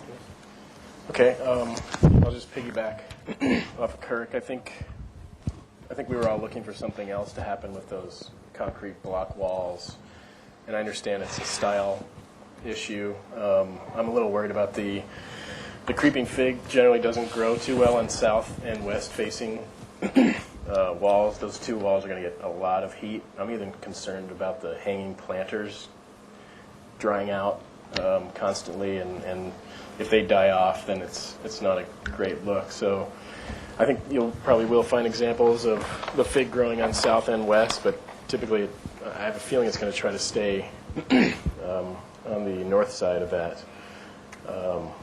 So I don't know if that, maybe another vine would be more appropriate, maybe with, I don't know if it's Boston ivy or something with Virginia creeper. Yeah, or something where you use a vine wire that gives you more an opportunity. But I think they might just cook on those two sides. And then as far as bringing, one thing, place the creeping vine might work instead of using more metal for this outside wall, is that could be a little green wall. If it was, maybe if this ends up being stucco, that could be stuccoed and covered and could be made a green wall. Or even if it wasn't, if it was standard block. Anyway, just a thought there. Beyond that, I think the landscape looks fine. I'm not against the grape arbor, as long as it doesn't come out too close. Can we see, does that come all the way up to the sidewalk? No, it's not short. Okay. I bet. Because it stops behind that other far wall. This rides up to where this wall starts. Okay. I would just be worried about stop sharp. So that's not a sharp corner. That's pretty much ground Okay. level. So it stops there, ends there by the bike parking. Gotcha. That's good. So other than, I think the block is a big concern of mine. It's on the building, and the fact that those vines might not grow in the south and west. That's it. Gary? Yeah, I'm going to pretty much more of the same. I still feel like this corner of the building is just not in human scale to the pedestrians. I don't think it's, looking at the contents, when we look at the contents of the buildings around it, this one is very, very different, and I understand that. But I mentioned that it needs more some Santa Barbara character and some Santa Barbara style, and I don't think that just putting some boulders into the landscaping is what I was referring to when I meant a little bit of history from Santa Barbara. So I think that we need a great reduction of the amount of the scrim. We need a huge reduction of this very tall structure right there where the pedestrians are at, and the amount of block wall, I mean, you know, first off, if you're going to put some landscaping, it seems to me like you need to inch the building back a few inches rather than look for an easement for some planter beds. That's possibly not going to work out. And if you're going to put landscaping on that side, you need Mother Earth on that side. So and that's one thing that I would say. So I don't see this project as moving much more than from the last time visit that we had. Thanks, Gary. Stephanie? Me? Mm-hmm.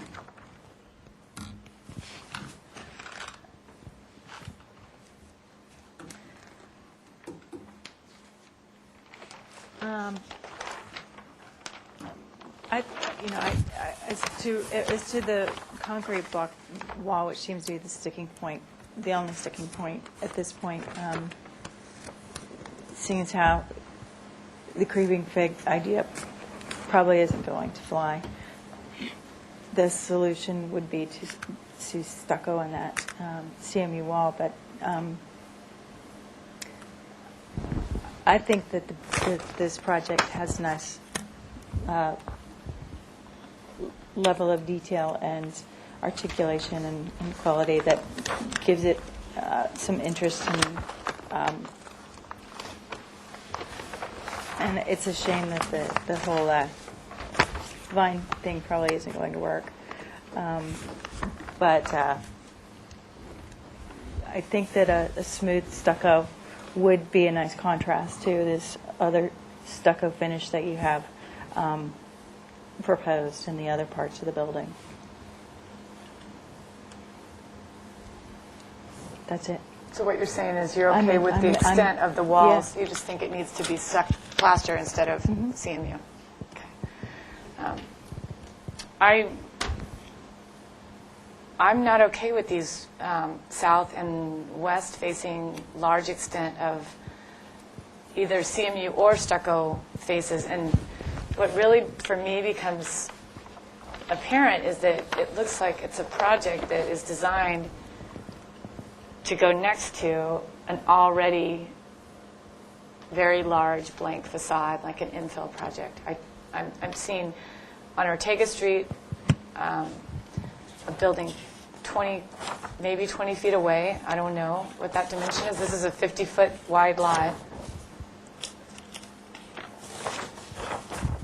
And the same thing on on Olive Street, where this building is very far back, and you've just got two huge concrete block walls that completely turn their back to everything else around them. And I don't think that plaster is going to make it any better. That's just my opinion. I felt that way from the very beginning. I wasn't here at the last meeting. I reviewed the last drawings. I don't think even very much has been changed since the last drawings. So I have to agree with Kirk and Gary, unfortunately. However, I do really like the concept, and I like the approach that you've taken. I like the scrim. I think it's really interesting. I like, the fact that it turns the corner at Olive and Ortega and continues around. I can see all the materials working really well together. But I have a problem with the two-story walls that are unbroken, but I appreciate the glass here. I appreciate breaking the scrim wall to expose the windows. I appreciate the windows here. There's a lot I really like about the project. I'm not entirely convinced of the other corner. I'll show you which one. I think it needs some kind of a resolution where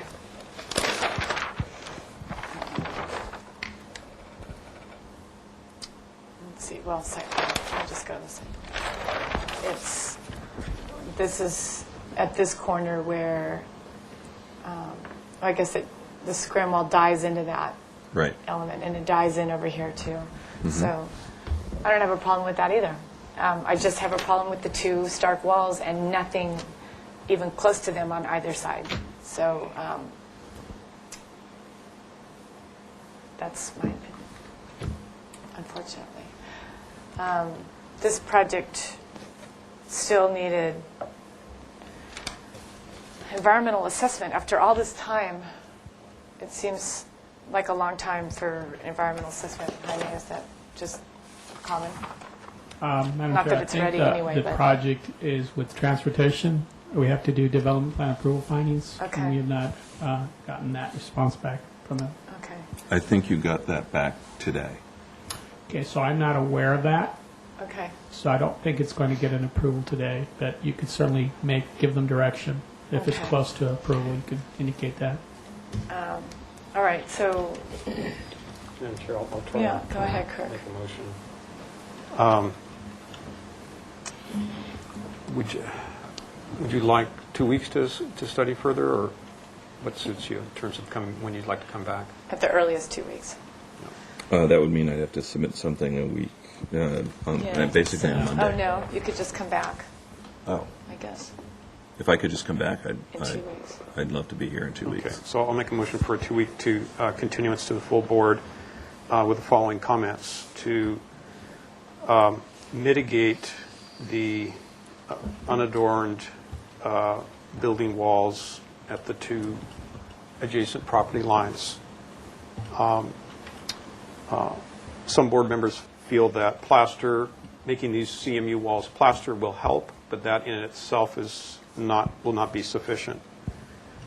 Mitigate the 16-inch wide, 33-foot plus or minus tall wall at the Ortega Street elevation that comes within 2 feet of the sidewalk on that side.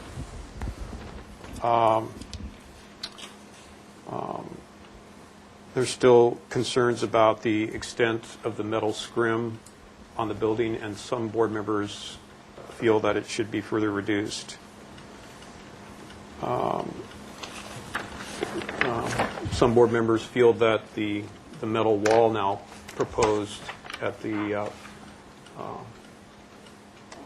parking lot should be, an alternative should be found there.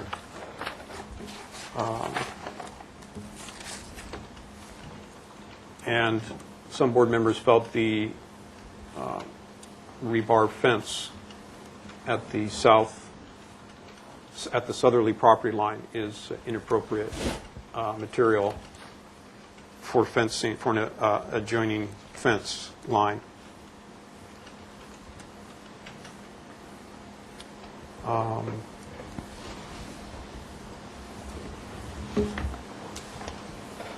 Those are the comments I have, or that's the motion. Okay. There were some comments on landscaping. It had a lot to do with the comments that were already made about the south and west. Just Planters.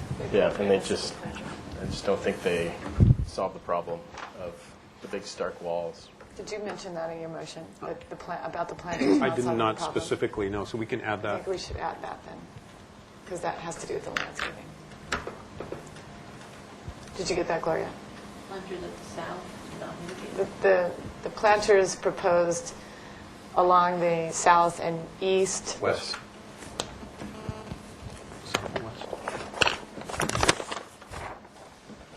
Okay. That's what it is. South and west. What should we say? If there's concern that the planters Would not solve the problem of mitigating the impact of those walls. Okay, that's good.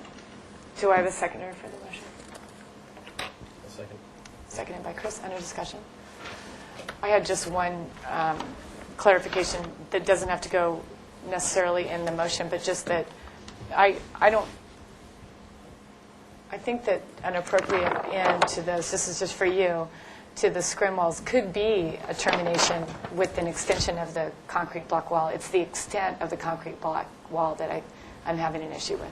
I may be the only one, but that comment was made in the motion that to mitigate the was basically an extension from, or carry forward of an item made in the last motion about the concern for these coming so close to the property line. For me, it's just that these two walls are so high. That's the problem. I don't necessarily think that those extensions are inappropriate. They don't have to be for me, but that's just something I wanted to say. I don't think the motion should change as a result. I didn't understand And what you it's- said. Huh? I didn't understand what you were saying.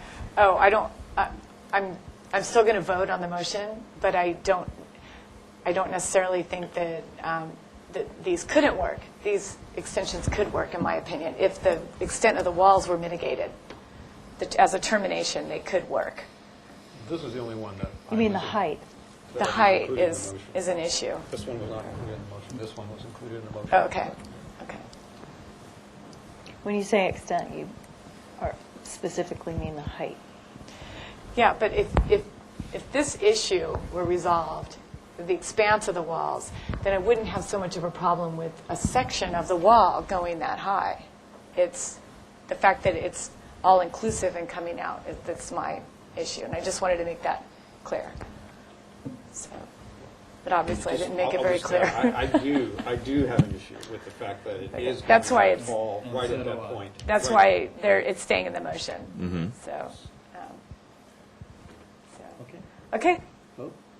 All those in favor of the motion? I have a quick question. Really quick. That fence with the vine is who likes that?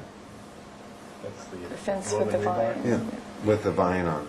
I don't have an issue. I think it's. I think it could work if detailed properly. Yeah. Yeah. I did want to make sure it didn't come out to the sidewalk because some of that rebar could get sharp and Does kids it? walking by. So that was my main concern. So was that in the motion? That's just me then that thinks that. So one board member feels that the fence at. Rebar fence. The rebar fence is inappropriate. As a property line fence. And property line fence. material on this fence, this wall. Also inappropriate. I think we got that in the. That's in the motion. That's in the motion also. I think there's disagree. agreement on that. I don't know. Can you read back the motion really quickly, Gloria? Might as well get clarification. Building walls at the two adjacent property lines. Some board members feel plaster would help, but would not be sufficient. Mitigate the 16-inch wide, 33-foot tall wall at the Ortega elevation that comes within 2 feet of the sidewalk. There is concern with the metal shrimp, and some board members feel it should be further reduced. Some board members feel the metal wall now proposed at the parking lot should, and then you kind of trail, and it says find an alternative. Some board members feel the rebar fence at the southerly property line is an inappropriate material for an adjoining fence line. The planters proposed at the south and west, there is concern that the planters do not solve the problem of mitigating the walls. Okay, I think it should read one board member, that's that second comment about, the second fence comment, should read one board member feels that the rebar fence is inappropriate. Did we get everything else? Okay. All those in favor say aye. Aye. Opposed? Abstain? Motion carries. Oh, So I sorry. missed it now when she read it back. Was there a comment about this wall or not? Yes. Yeah, there was. Okay. The Thanks. agreement is that another material needs to be found for that wall. Okay, and that, thank you. Thank And you. that concludes the ABR meeting for September 4th. Thank you for listening.